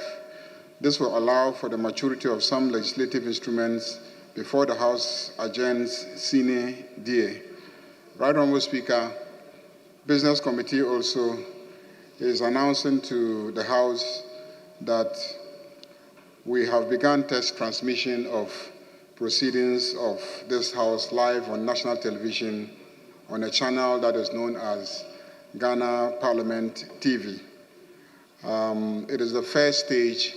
Subsequently, Business Committee is making arrangements to also ensure that the sittings of committees are also broadcast live on the same channel, and ultimately sittings of committees outside Parliament House, be they site visits or retreats or meetings in other conference facilities outside this house, will also be transmitted live. So it is live on a GTV channel. It's a GTV channel, so it is transmitted all over the country. I believe that this will be an additional motivation for members to participate in the proceedings in the House, so that our constituents will see us live in action in the chamber and at committee sittings. The test transmissions began today, so I believe as we speak, we are carried live on GTV across the country. In conclusion, Mr. Speaker, in accordance with Order 2162 and subject to Order 67, the committee submits to the House the order in which the business of the House shall be taken during the week. Thank you very much, Mr. Speaker. Thank you, Majority Leader and Chairman of the Business Committee. Business Committee has been duly presented, and it is for members' comment. Yes, Honorable Animedu Enji. Mr. Speaker, I may want to find out from the Majority Leader. He has notified us that from 7th, we would have to sit on Mondays and Saturdays. And the normal circumstances, I know the House is supposed to rise Senate Day at the end of the month, but I don't know if sacrificing our Mondays and Saturdays has anything to do with our timetable. I'll be grateful if you can inform the House when the House is rising Senate Day, in view of the fact that we are going to add 2 more sitting days out of our normal days. Thank you. Thank you. Yes, Honorable Kinsley Nyako. Mr. Speaker, thank you once again. Mr. Speaker, so in connection with the sittings that have been extended to Saturdays, I would like to suggest to the Leader of the House that if possible, on Saturdays, because no time and the place have been provided, if on Saturdays we can meet in the morning so that we can go back to our respective constituencies and also conduct businesses over there. Speaker, the second issue has to do with the name tax, the name tax on our table. Some of them have fallen off, and I think it looks untidy to enter this chamber. You have some tables with name tax, some don't. So if we have issues, let us take all of them off until we are ready to provide name tax on all the tables. Speaker, with respect, for the past 2 months, 11 floor west, rooms number 12 for the 16 are without ACs. And this, I'm told, second floor also.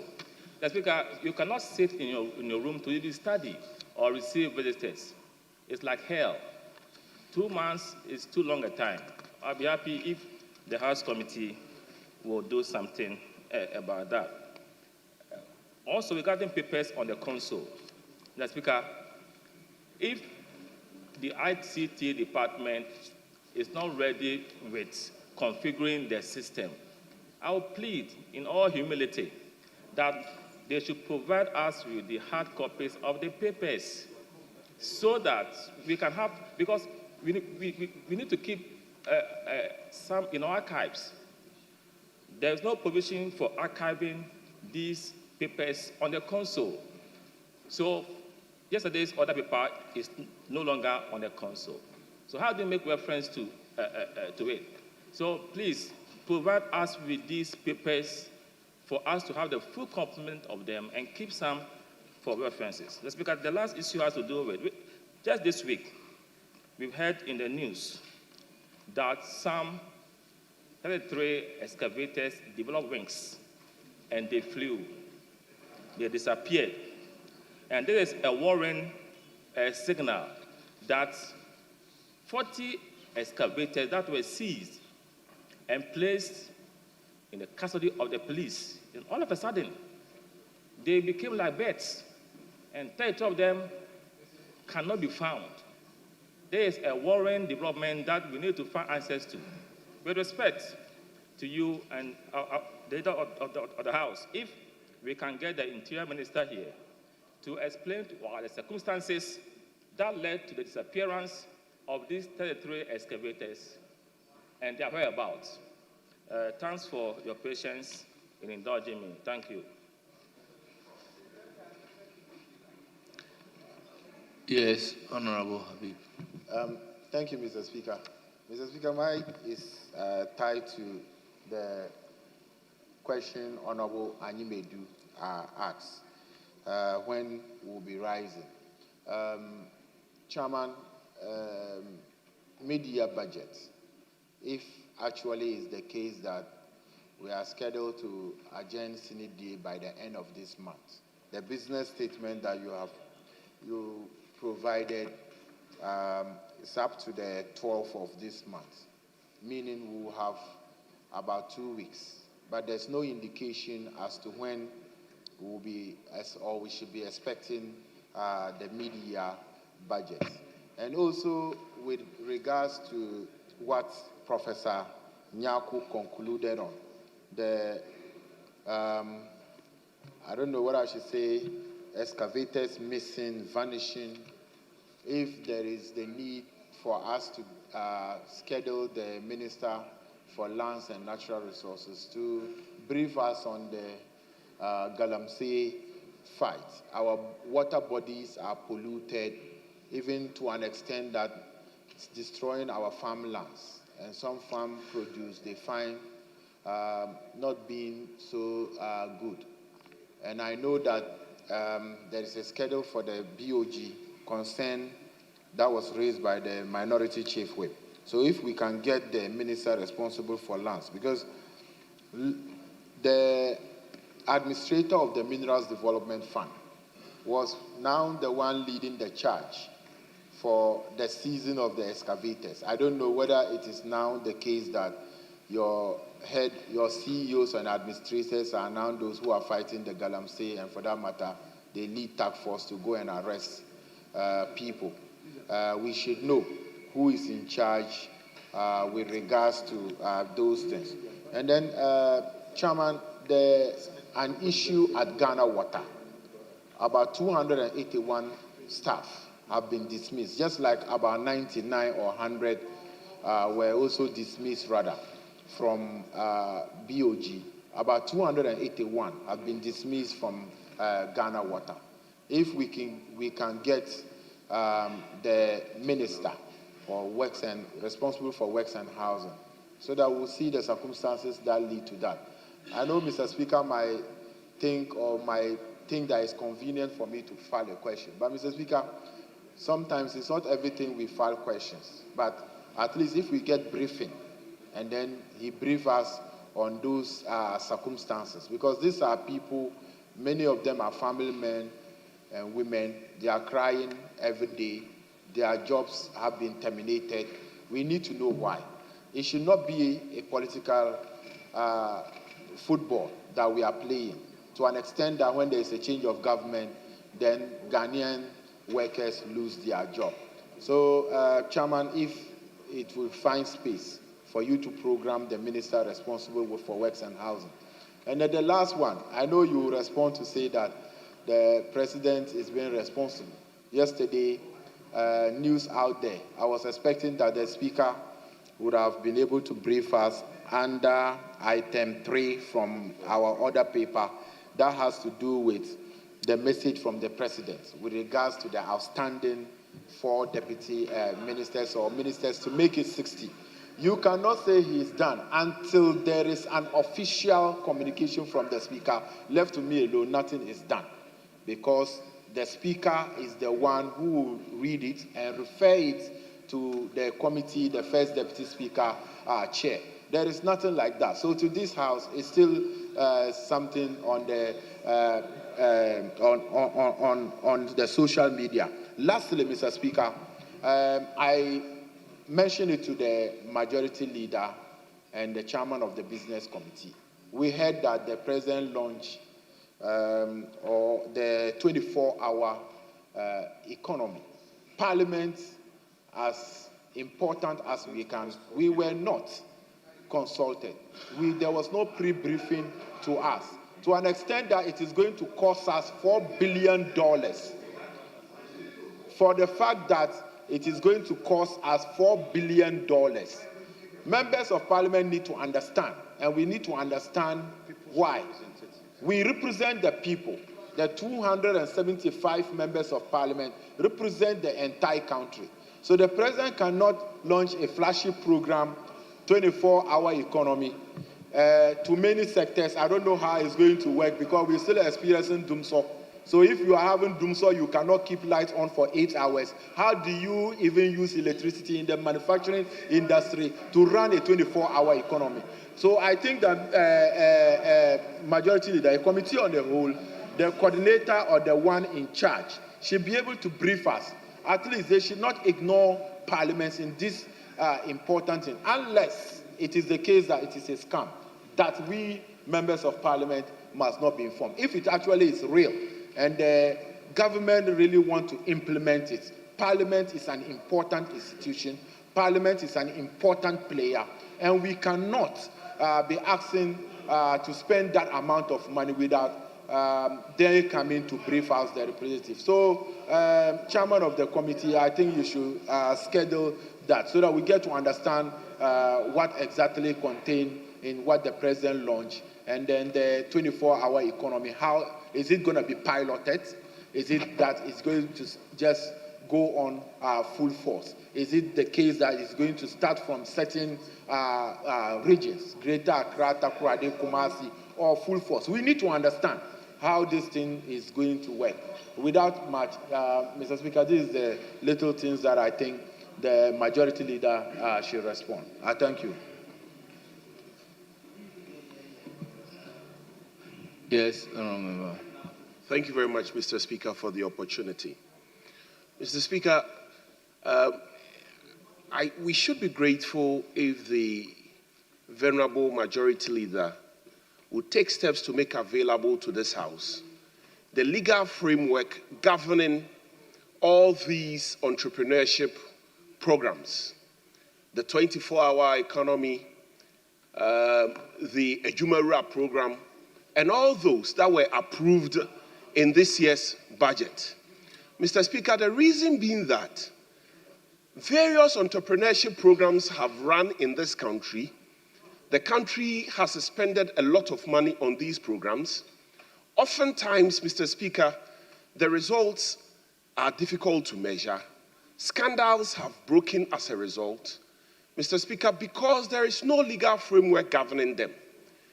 And Mr. Speaker, I am inspired and guided on this path for a call to a legal framework to govern these programs by an article which was written by the majority leader, where he said that oftentimes because of discretion, extensive discretion which are given to the persons that run these programs, which is why we don't see the results that we are supposed to see, which is why there are sometimes corrupt outcomes, Mr. Speaker. And so it is important the majority leader is inspired by his own article and ensure that we have a legal framework governing these programs to limit the exercise of discretion and to avoid massive corruptions that have characterized such programs. And so, Mr. Speaker, very respectfully, if the majority leader can assist us, given that we have oversight responsibility over the public purse, I believe that the legal framework would enable us to exercise proper oversight over these programs. Mr. Speaker, thank you very much.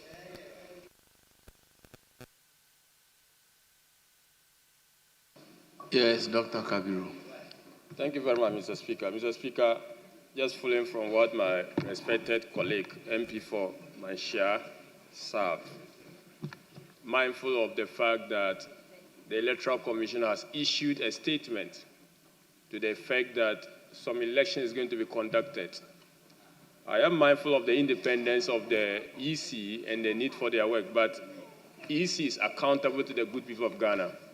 And if the respected leader of the House will be minded, and if so pleases, the EC should be invited to justify to the good people of Ghana why rerun of 19 polling stations has to be conducted in a constituency in Ghana. Mr. Speaker, I'm saying this mindful of the fact that that constituency has been without representation for almost 7 months. And it is also important that they have representation.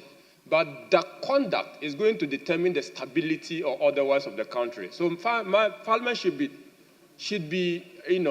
concerned as to the decision. So I'm just asking the leader of the House to invite the Electoral Commission to give us the basis in line with Article 23 and 296 of the Constitution, the discretion that the EC has to come up with this particular directive. I think Parliament has to be informed accordingly, and then we are informed. Thank you very much.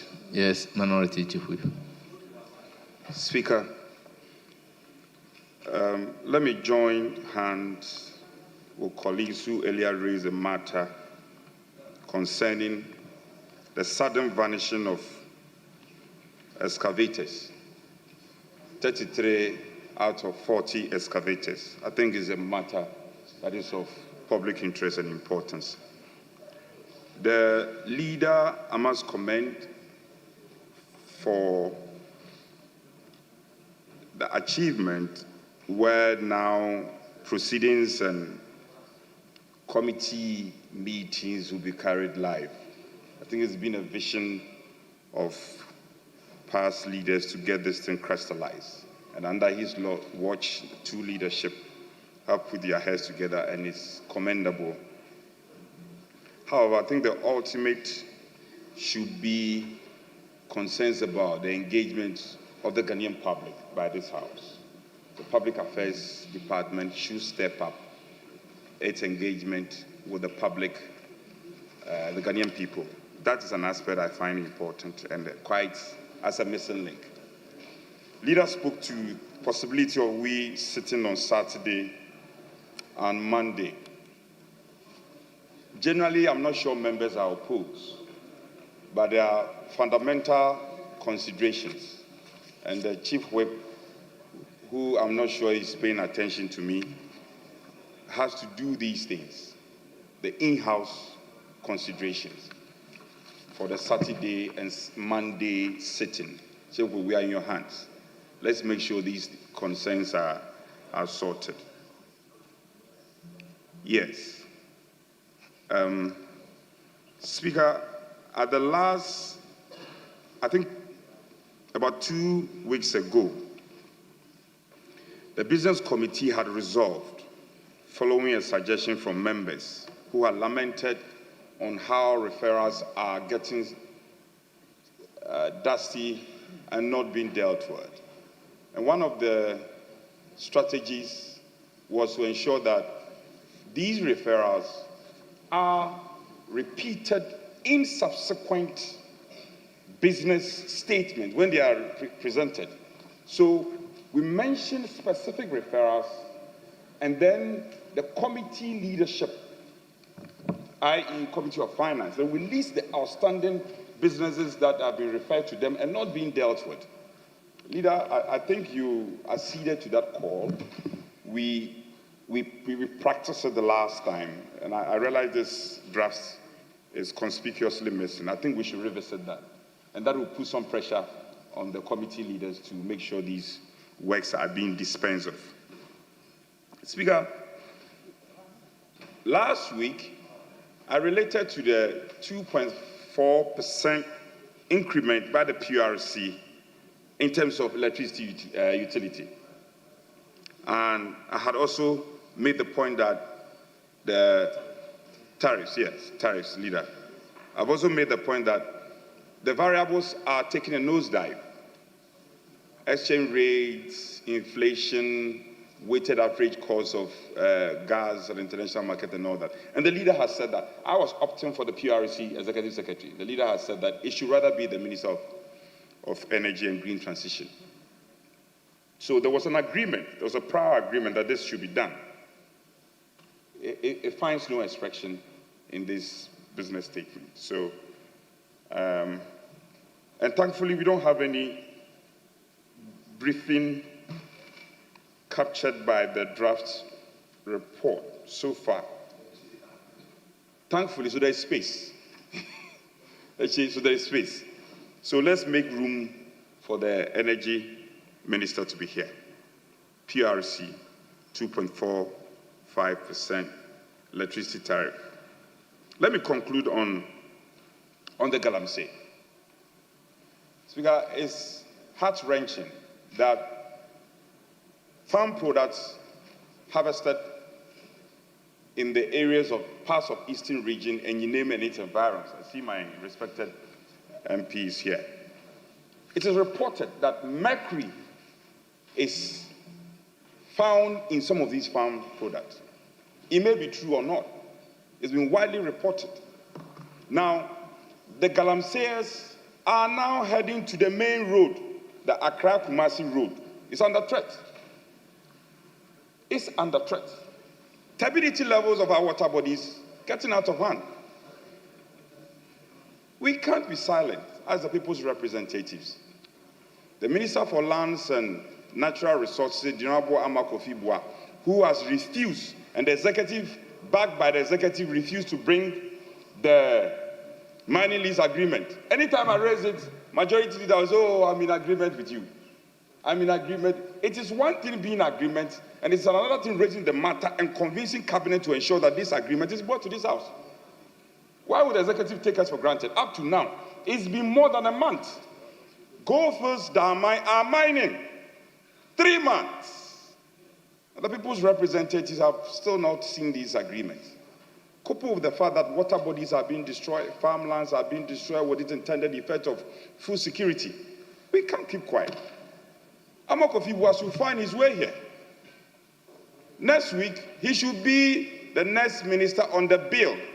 Apart from the energy minister, the lands minister should be here. Unless, of course, you are telling us that now you are not interested in the galamsey fight. Then the people of this country will know. So, Majority Leader, I saw you writing notes. I hope my suggestion finds convenience with you and you have included this. These matters are important. To conclude is on flooding. So yeah, the rains have won and the signs are clear. The signs are clear. So what is the work of the Ministry, Works and Housing? What are they doing? And the NADMO. Let us not wait to hear reports of places in Accra being flooded, lives being lost, before we hurriedly run to this house to brief this house. Let's make hay while the sun shines. So in a summary, these will be my observations, and I hope the leader will take it in good stride and respond positively to it. I thank you, Speaker. Any other observation?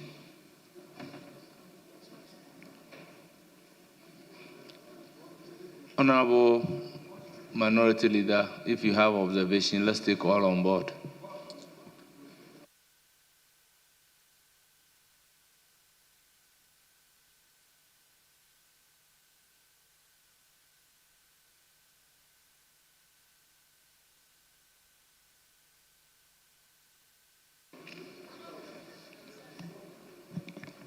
Mr. Speaker, thank you. Mr. Speaker, I have a couple of issues that I would put across for the leader of government business to take up. And I believe that these are national issues that will help the governance of our country. Mr. Speaker, issue number one has already been raised by our colleague, Dr. Kabiru of Wale Wale constituency. Mr. Speaker, yesterday we woke up to a surprise announcement by the Electoral Commission. The Electoral Commission announced to the nation that there is going to be some elections on the 11th of July. And today they put out some polling stations that, according to them, these are the polling stations that the elections will take place. I want to tell the Electoral Commission that they are dealing with issues of their own integrity. Because when the mandamus order was granted by the court, and they were in the process of finalizing the collation, and there were disturbances, they themselves issued a statement, a public statement, and addressed the press, telling the people of Ghana that indeed they have only 3 polling stations left to finalize the collation process to enable them to declare. Mr. Speaker, not long after that, they themselves wrote to the Ghana Police Service requesting for police protection.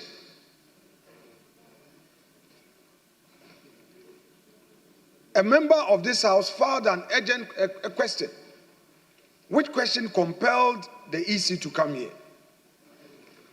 A lot of supplementary questions were asked. The Deputy Chair, Dr. Bosman, sitting in for his boss, told us that all they need is security to enable them finish the 3 polling stations. I ask a question: what has changed?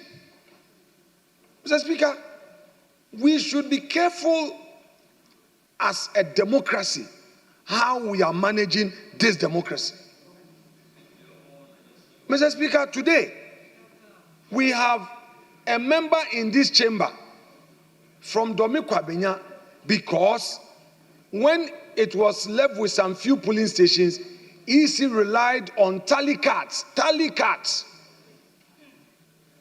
Aden Michael Kwe Jr. onu di onye nipa, onye Ghanini. Michael Kwe Jr. protested, but he did not protest with violence. He did not carry his constituent to the EC Collation Center. He expressed his disagreement in a civil way. Today, we have our colleague Akurugu in with us because EC used tally cards to complete the collation process. And when it is clear that the EC was on course to complete this process, we are being told today that there's going to be rerun of some constituencies. It is unfair. It is unjust. Is it the case, and I don't want to believe that that is the case, that the recent public comment by some senior politicians is what is compelling EC perhaps to secure their job? They want to succumb to the whims and caprices of certain extremists or certain hardliners. It is not fair. Maybe today this thing is helping some other people. Tomorrow it may be their turn. Mr. Speaker, with all of this said, I would humbly plead with my colleague opposite me to program the EC. We just received Prime Minister Modi talking about our strides in democracy. Let us not wish them away. In the sub-region, many countries wish they were Ghana. They are not Ghana because they took the institutions for granted. And today, they are paying dearly for it. Let's not say to ourselves, had I known, EC must come here and brief us why, in spite of their being unequivocal, they have now changed course. We must not allow this. So, Mr. Speaker, I expect that on issue 1, next week, the EC will be programmed to come and brief the House. We see some people are with all smiles. They are not questioning the 19 because it suits them. We see them, smiles all over, broad smiles on their faces. Mr. Speaker, issue 2. Issue 2. My respected colleague, Honorable Anodompre, and Honorable Habib, MP for Tolon, have raised this matter. And I proceed to raise it again at the risk of being repetitive. PURC and the government, within 6 months, they have increased electricity tariffs by 16.45%, almost 70%. Akufo-Addo's 8 years, we didn't see an increase in electricity tariffs at that level. Rather, they reduced, Akufo-Addo's government that was criticized by NDC, reduced electricity tariffs. Mr. Speaker, today, within 6 months, they started with 14% and they've added 2.45%. Why? The energy minister should come to this House and share with us the reforms they are undertaking instead of burdening Ghanaians with tax. Why increase by 17%, almost 17%, when at the same time you claim you are introducing 24-hour economy with electricity tariffs as part of the incentives? Mr. Speaker, this government must know that it made promises. And was it a promise that they were going to increase electricity tariffs? Almost 17% in 6 months. This is unacceptable. So, Mr. Speaker, I do not want the majority leader to wish this away. This is not the normal politics. The energy minister should come to this House, should tell us. In fact, the minority caucus has come out with a policy document on this matter and will share it with the public. Government has no set justification to increase electricity tariffs 14% and 2.4% just within 6 months. It's not acceptable. Mr. Speaker, now they are so-called 24-hour economy. Yesterday they launched it without due regard to Parliament. And Honorable Habib Idrisu emphasized that. But I will give some details. Now you say that the 24-hour economy policy will require 4 billion. Meanwhile, you've only a paltry sum of 300 to 400 million in public funding by way of commitment. And you say the rest is on a private sector investment promises. Very vague. Very vague. You go on a campaign platform to create the impression that you have something of value. Then you come with a vague promise that the rest is private sector. Meanwhile, there are no incentives for the private sector. Since they came into office, they should share with us a single incentive they've introduced for the private sector. Even the 1D, 1F policy, you've cancelled it.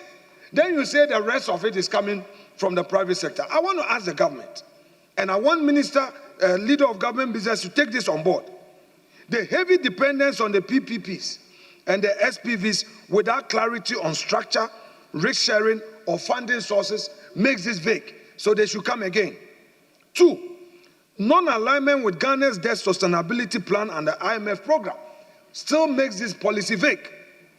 No medium-term fiscal framework or concrete revenue mobilization strategy to support this program makes it vague. The risk of off-balance sheet liability that could burden taxpayers also makes this vague.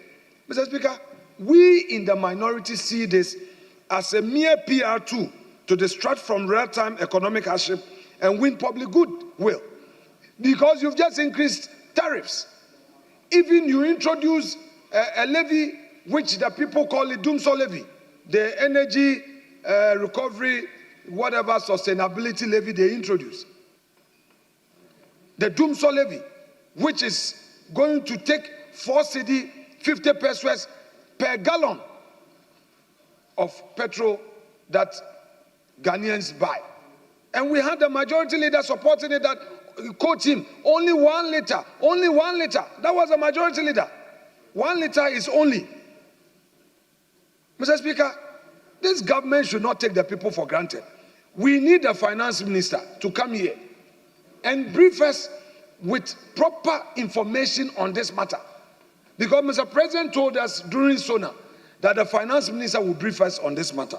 So we expect the finance minister to come. Mr. Speaker, on the Galamsey fight, the TUC, organized labor, was bold on May Day to express its displeasure and disgust on what is happening. In fact, according to the TUC, the situation has even worsened. Today, we know what is happening there. Can the former leader, deputy leader of this house, who is now the minister, come and really brief this house on what he is doing to stop this Galamsey? It was a major campaign tool that the Akufo-Addo government couldn't do much, and that government, NDC government, would introduce a state of emergency on this matter. Where is the state of emergency? What are we hearing? Mr. Speaker, the water bodies that are being destroyed, Ghana Water can no more guarantee us potable water. And is the government saying that is not aware of this? We need the minister here. He shouldn't be comfortable in his ministry. We're tired of the talks. We want action. And I will plead with my colleague, leader of government business, to program him to come and brief us on the ministerial policy on this matter. Mr. Speaker, my last but not the least point is this matter of mass dismissals. Yes, we've heard about Bank of Ghana retreating and re-engaging the workers. But Mr. Speaker, Ghana Water, a lot were sacked. People were long employed before December 2024. Ghana Maritime Authority, Ghana Revenue Authority, GES employed a lot of teachers who are still in the rural areas teaching, yet they have not been regularized. Mr. Speaker, BOST recently, just last week, some security personnel who were employed, they've all been dismissed.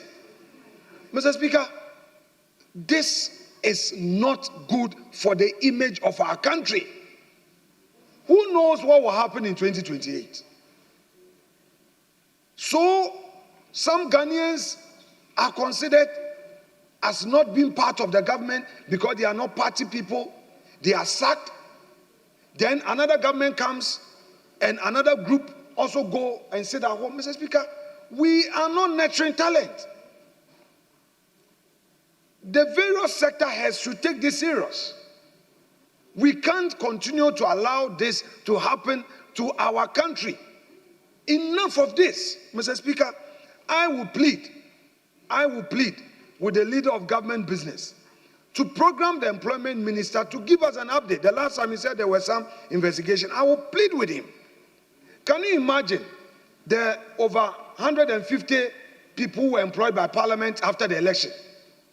These 150 people who were employed by Parliament, if they are sent home, what will happen to Parliament? If Mr. Speaker had implemented the letter from the Chief of Staff, what will happen to Parliament? And I will repeat one more time.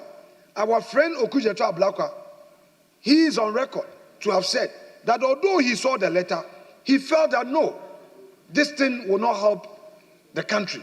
I commend him. I commend Ablakwa, the foreign minister, For he saying that, having perused the records, the people were interviewed long before the elections.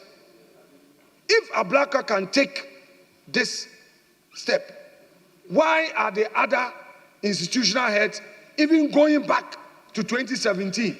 Ghana Maritime Authority, people with their contract of employment from 2017. If you go to Exim Bank, they date back to 2018, sacking them. Mr. Speaker, we have to be careful. We have to be careful how we are polarizing our country. Mr. Speaker, I pray that the Honorable Minister for Employment will come here. Mr. Speaker, I had said earlier that last but not the least, but forgive me, there is one more point I skipped. Mr. Speaker, I and my colleagues in the minority caucus are not against accountability.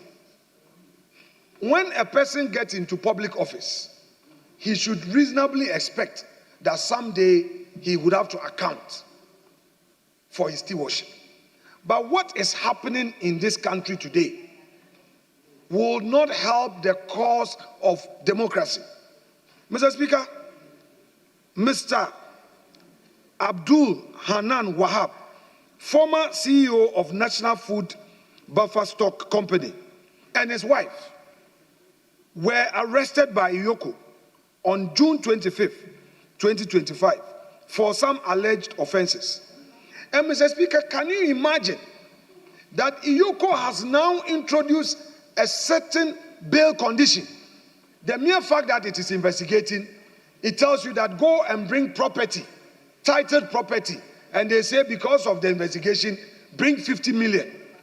If you don't have that property worth that amount, you will stay in their cells. They did it to Chairman Wuntumi. They've done it to Kwabene Edubwa, someone who has served as a security chief for over 20 years. And now it is Hanan and the wife. This man was our former candidate, MPP candidate for Pusiga. You are investigating. Can't you grant the person bail, especially when the person is in Ghana? Mr. Speaker, if this precedence is allowed, let's be careful. Oh. Ghana, look, Kufuor came in 2000. MPP thought that it would be in power for a long time. By 2008, MPP lost. NDC came again. 2016, NDC thought it would win. Then MPP came. Can't we as a political class, for once, sit down and stop this? Mr. Speaker, I will conclude by encouraging the majority leader to program the Attorney General. He supervises Iyoko. Maybe some of you may not be happy with me, but tomorrow, some of you are serving as ministers, serving as board chairs. You may rely on this for your comfort. Can you imagine you and your wife, 2029, if power changes, and then they come for you and demand, you can shake your hands, don't worry. You and I don't control destiny.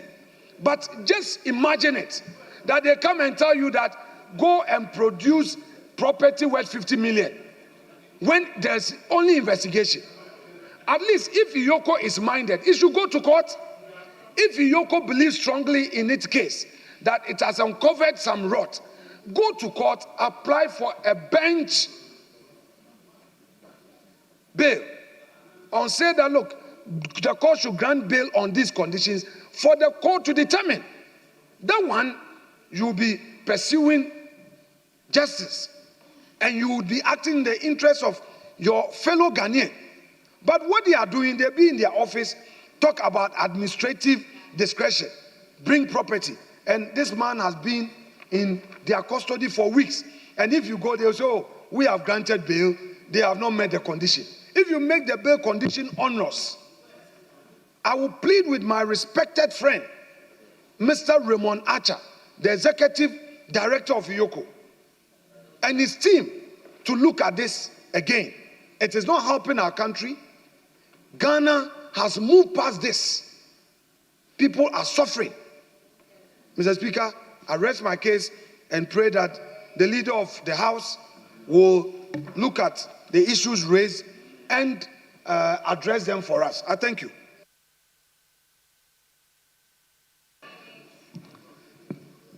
Yes, Majority Leader, Chairman of Business Committee.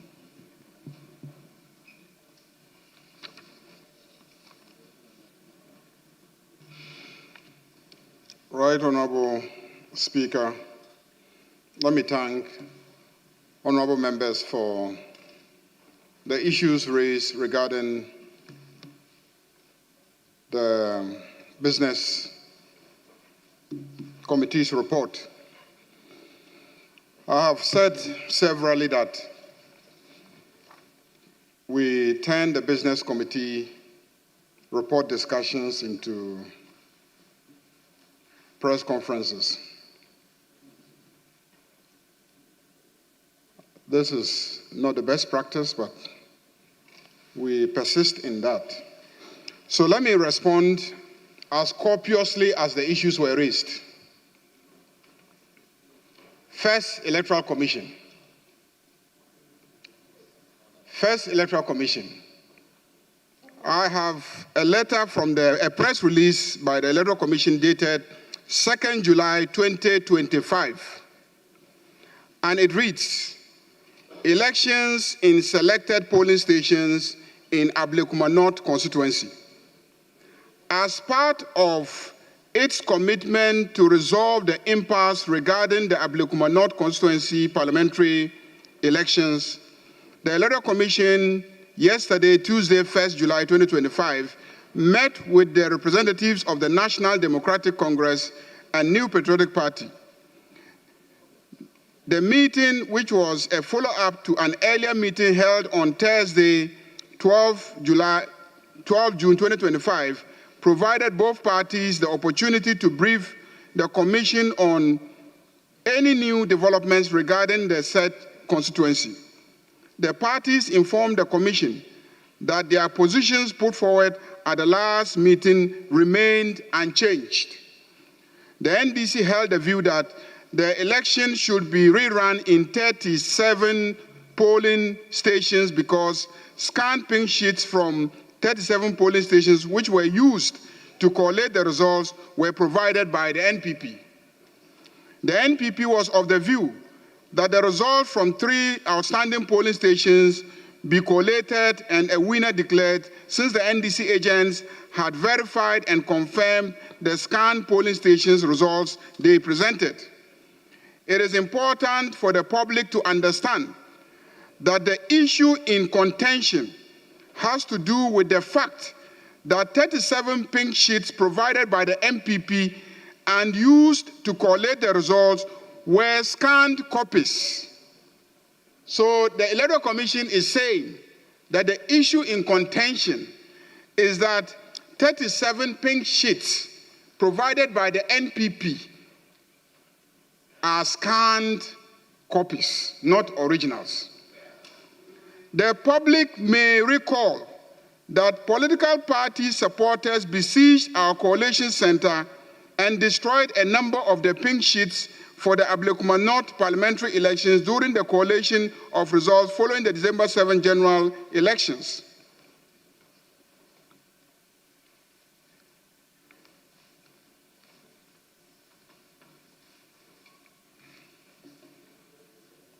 Trying to get the second page.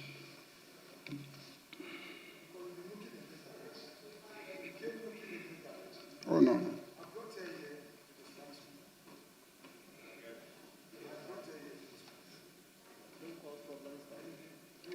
After extensive deliberations, and this is important, after extensive deliberations, the Commission informed the political parties that it will proceed to rerun the election in 19 out of the 37 polling stations. The Commission arrived at the decision to rerun the election in the underlisted polling stations because the 19 scanned polling station results used for the collation, though approved by agents of both political parties, were not verified by the presiding officers responsible for those polling stations. This is the reason. The Electoral Commission is saying that their own presiding officers did not verify the 19 polling stations. And because their presiding officers did not verify the 19 polling stations, they don't think that those polling station results should be used. And that is why they are deciding to rerun those 19 polling stations. You made reference to the presentations made by the EC in this House. If you recall, after the EC's presentation, I drew the attention to the fact that the matter in contention was the issue of verification of the pink sheets, the scanned ones, and that their own presiding officers did not verify the pink sheets. And that day he was calling on this House to help them to have security to collate the results. And I said that for this House to help you, this House has to verify that what you are telling us is true. And I know because everything happened on television and the presiding officers did not verify those pink sheets. So if you want us to help you, we will conduct an inquiry in this House. And if we establish that your own presiding officers verify those pink sheets, then we will direct the police to come and provide you with the protection you need to collect the results. This is what has made them to go back, think over it, and now decide that they have to come clean on the fact that their own presiding officers did not verify the scanned pink sheets. And if the scanned pink sheets were not verified by their own presiding officers, on what basis should that be used? That is why they are calling for a rerun of those 19 polling stations. I don't know why you are afraid. Why are you afraid? Why are you afraid? Why are you afraid? So please, let us not try to politicize this and say that because recently the national chairman of one political party made a statement, the EC is intimidated. No, it's just fair and reasonable that if their own officer did not verify those pink sheets, that they should rerun those polling stations. Mr. Speaker, Galamsey activities. Indeed, it is our promise that we will deal firmly and ruthlessly with Galamsey. We have embarked on a relentless war to end Galamsey. We have confiscated a lot of excavators. Indeed, if you go around the country and you go to Galamsey sites, you will not see excavators engaged in Galamsey operations. That I can assure you. We still have some of our own citizens engaged in the artisanal mining activities. Indeed, long before Galamsey became a major issue, artisanal small-scale mining activities were ongoing in our various communities. What made it a major environmental problem is when sponsors introduced the use of huge earth-moving equipments. That is excavators, dozers, tipper tractors, trucks, and etc. That increased astronomically the level of devastation of our environment. If we are able to stop the excavators and earth-moving equipment from being used, and even just confine it to the artisanal activities of people just, using pickaxes and etc., would have considerably narrowed down the extent of damage caused by Galamsey. So I'm happy and I'm confident, and I can report with all confidence that the level of devastation that we saw a year ago is no longer happening at the Galamsey sites. We are not saying that we have totally wiped out Galamsey, but we have dealt a deadly blow at Galamsey. We have dealt a deadly blow at Galamsey. We have recovered the forests. Those who are involved and those who have taken over our forest, we have recovered the forest. And the minister was here and the minister reported on all these things. So please don't present a picture out there as if nothing has been done about Galamsey. Mr. Speaker, the legal framework for policies being raised earlier on, and in particular, the issue of the 24-hour economy that was launched yesterday. You must understand 24 hours economy. And it was presented to this House by the head of the Secretariat. He came here, committee of the whole meeting, and he did a presentation to us. And it was launched yesterday. All Ghanaians were invited to the lunch. And as members of parliament, even when we are not invited to an event, we monitor the events on radio. Many of the issues that you are raising here, you heard them on radio. You read them on social media, on various platforms. You were not there. Were you there when 16 excavators got missing? How did you know? How did you get to know? You heard it. You heard that one. But you didn't hear about the launching of the 24-hour economy. Selective hearing. So, 24-hour economy, the $4 billion that is being discussed is not government money. The $4 billion is going to be private sector money with small government support to catalyze those ones. And those matters were mentioned in the budget. The President, in addressing Parliament, informed Parliament in the State of the Nation address. The Finance Minister mentioned it in Parliament here in the budget. When he comes for mid-year review, he will repeat it.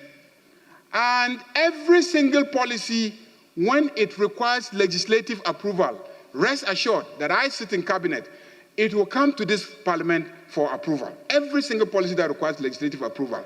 So it's not going to be a policy or program that will not be monitored. And you ask the question that what are the incentives? That no incentive has been introduced by this government since assuming office. That is palpably untrue. Mr. Speaker, since this government took over, we have introduced policies that have led to the strengthening of the Ghana cedi. That is the major hindrance to the private sector. When you have an unstable currency that is ballooning and they cannot predict and they cannot project and they cannot plan their businesses, they cannot negotiate with their suppliers and they cannot determine prices because every day the dollar was changing and they were having difficulties managing their business and some were actually closing shop and moving to our neighboring countries. There can be no incentive better than stabilizing the dollar, bringing it down and stabilizing it. And that is the greatest incentive to the business community. There is no better incentive than managing inflation properly. And we have managed inflation properly. There is no business incentive better than keeping the monies in the banks so that when businesses need money and they go to the banks, they have money to borrow. When government goes there and use treasury bill and take all the money from the banks and businesses cannot go to the banks and borrow, no matter what tax exemptions you give them and the 1D, 1F, they will collapse, they will fail and they will run and leave this country. But today, government is not borrowing from the banks.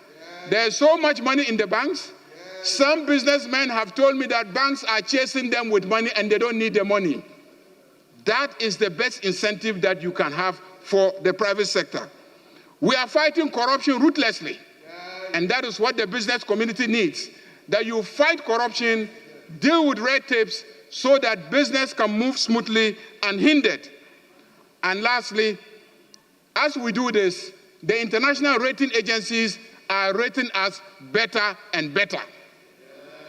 Those are the real incentives that our private sector need. And they need stable and reliable electricity. And that is why we are taking steps to make sure that they have reliable energy. And that is why, to deal with the reliable energy, you must deal with the debt. Yesterday, the Minister for Energy and Green Transition was here in this house, and he communicated to this house that we have a debt of over 64 billion Ghana cedis in the energy sector. This debt must be paid. And who has to pay them? Who has to pay them? It still has to be the same taxpayer, the same consumer. No, you ask the questions, I will give you the answers. Why do you want me to conclude? And that is why a 14% or 16% increase is fair because 64 billion Ghana cedis debt is owed by the energy sector and has to be paid. It has to be paid by consumers, paid by taxpayers, and managed by government. And the minister was at pains yesterday to explain the extent to which he is ensuring that the debt is reduced through efficiency in the management of the sector, efficiency in procurement. I know of agencies that NDC took over, and we have discovered that some agencies have procured goods and services that will only be used or can only be consumed for 5 years by those agencies. Why? Why will you procure goods and services that can only be consumed in 5 years? Why do you burden an agency to that extent? That is why we are compelled to introduce increments in tariffs to address those issues. And let's get to the employment and the so-called complaints of dismissal. Mr. Speaker, the Foreign Affairs Ministry is a different ballgame. There are state-owned companies and corporations who will never make profit because we have saddled them with huge labor expenditure. We have employed and recruited far beyond the numbers that they need to be able to perform properly and profitably. And so some of them are compelled to lay off some of the workers. Otherwise, they can never be profitable. The Energy Committee had a retreat with the energy sector agencies. Ghana Gas Company reported to the Energy Committee that when the Ghana Gas facilities were established, they had 120 workers managing the facilities. The facilities are still the same. They haven't increased in size. Today, they have 1,200 workers.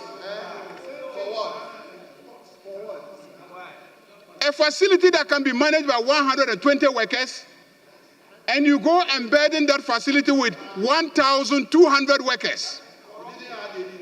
And yet you haven't added additional facilities. The same plant, no change. And you want the management to continue to make profit with that level of burdening. And that is why in some cases, when they have an opportunity, they will have to make sure that they cancel the employment so that they can have some room to manage and try and be profitable. So please, let us clean the mess. Let us clean the mess. This country has to be reset. Some of us have to pay a price. We have to pay a price so that this country can be reset. So I plead with you, don't over-politicize every single decision that has been taken.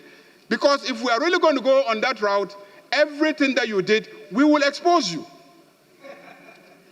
Mr. Speaker, the issue about 4 deputy ministers, I'm sure when the appointment is done, the communication will be to your very good self and you will announce it. I have already touched on the excavators.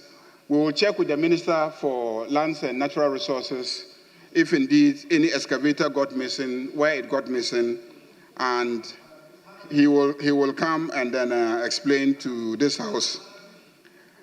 Sitting times, yes, if we are going to sit on Mondays and Saturdays, I think ideally if we start early in the mornings, Mondays, early in the mornings, Saturdays, so that we can close early and then we can go and then attend our funerals and other programs. The mid-year budget, the date will be communicated to us very soon by the Minister for Finance. We will communicate the date. I'm sure we can communicate the date on a Saturday. Don't worry about that. The condition of air conditioners, I'm sure they are being worked on by the relevant officers. And listing of outstanding referrals. Yes, we agree that all outstanding referrals should be listed so that we can put pressure on the various chairpersons of committees and enable them to come under some pressure to deliver on their promise to this House. Thank you very much, Mr. Speaker. I'm very grateful for the opportunity. I urge members to adopt the report. Yes, Honorable Animedo. Thank you, Mr. Speaker. Mr. Speaker, the majority leader, started by saying that people have turned the business statement into press conference. So I was expecting him to answer the questions that he needed to answer and ignore the press conference aspect. But instead, in the dispatch box, he joined the people doing the press conference. And this is not fair. Should not be encouraged. In so doing, he forgot the answer that I was requiring. My question was that since we are going to sit on Mondays and Saturdays, does it affect our timetable? Because of your press conference, you forgot. Mr. Speaker hasn't called you yet. Thank you, Mr. Speaker. I think the proposal, because we want to sit for a certain number of days in order to be able to have our allies mature, the proposal was whether we should extend when we go on recess or utilize Mondays and then Saturdays so that we don't have to extend when we go on recess. So Speaker opted to allow us to sit on Mondays, and I think the planned recess was supposed to be 25th, around 25th of 26th of July. So we're hoping to keep within that time frame. Thank you.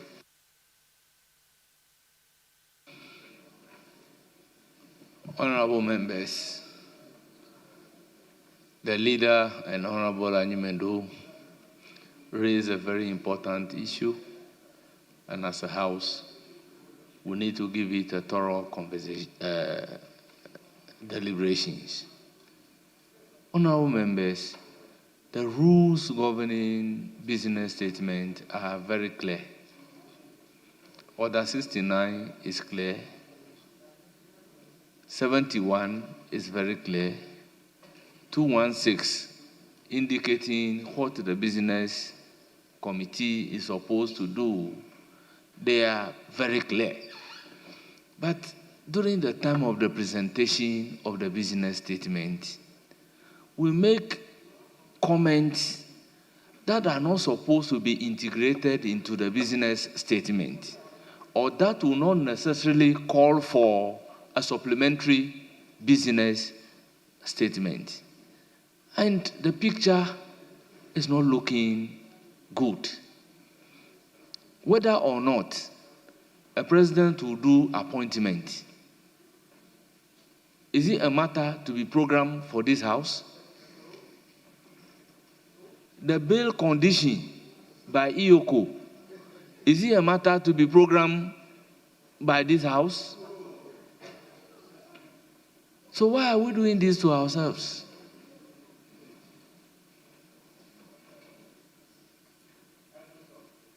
And every day at the presentation of business statement, it's as if we are doing press conference. The comment is supposed to be on the business statement as presented.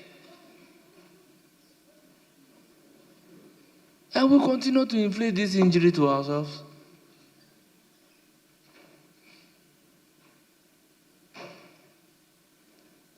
Well, I indicated that I owe fidelity to the rules. And let me indicate that going forward, we need to operate within the rules. Honourable members, the business statement as presented is hereby adopted by the House. Majority Leader, any indication? Before then, let me acknowledge the presence of students visiting us.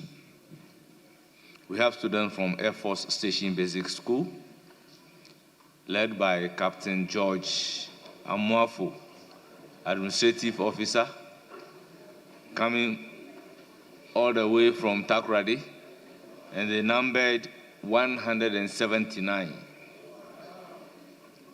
Then we have St. Joseph RC Junior High School, led by Frank Akwesi, a teacher, and they are from Obuasi East.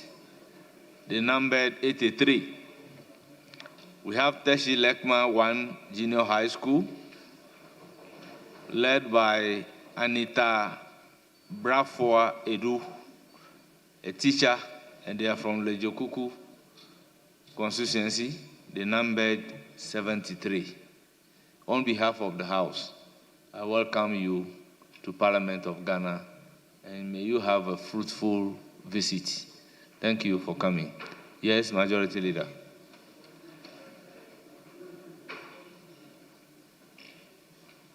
Speaker, we are in your hands. I think that we want to be able to adjourn early today. So if we can take an adjournment to Monday at 10 o'clock.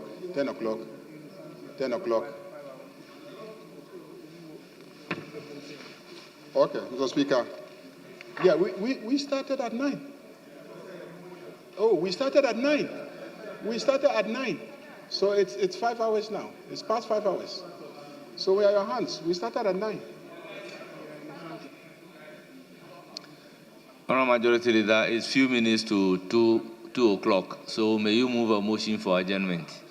Few minutes to 2 o'clock. So, Mr. Speaker, Mr. Speaker, I move that this House be adjourned to Monday at 10 o'clock in the forenoon. Mr. Speaker, having the Majority Leader indicate that he has no further business, and I will second the motion, and an indication that 24-hour economy amutu, even it is just 2 p.m. He said we should close. So 24-hour economy amutu. It's 2 p.m. and so, Mr. Speaker, I second the motion. Honourable Deputy Whip, I understand some early adjournment are the instance of members. Tomorrow being holiday, they will be traveling to their constituencies. That necessitated the early adjournment. So I'm inclined to ask the Majority Leader to withdraw the motion so that we go back to do business. Yes, Honourable Nyimelu. Mr. Speaker, before you adjourn the House, I wanted to find out from a Majority Leader, sometimes sitting at 2, sometimes sitting at 10. I would have thought that Monday, being the first week of the week, the other Monday, but if we are sitting at 2 o'clock afternoon, let us know so that everybody would plan. But Saturdays is an exception, so that if you are coming in the morning, then that would be allowed. So I would suggest, Majority Leader, the Minister is disturbing him. So I would suggest that Monday's sitting should be at 2 o'clock as we sit with the other days. And then on Saturdays, we can come early and then we can travel. Thank you. Please. Next week, Monday, the Majority Leader said that we should sit at 10. And that's what I'm saying, that we should continue with the normal 2 o'clock afternoon. Thank you. Honourable members, motion moved and seconded. The question is, as many as are in favor of the adjournment, say aye. Those against, say no. The ayes have it. The House is accordingly adjourned till Monday, 7th July 2025 at 2 o'clock in the afternoon.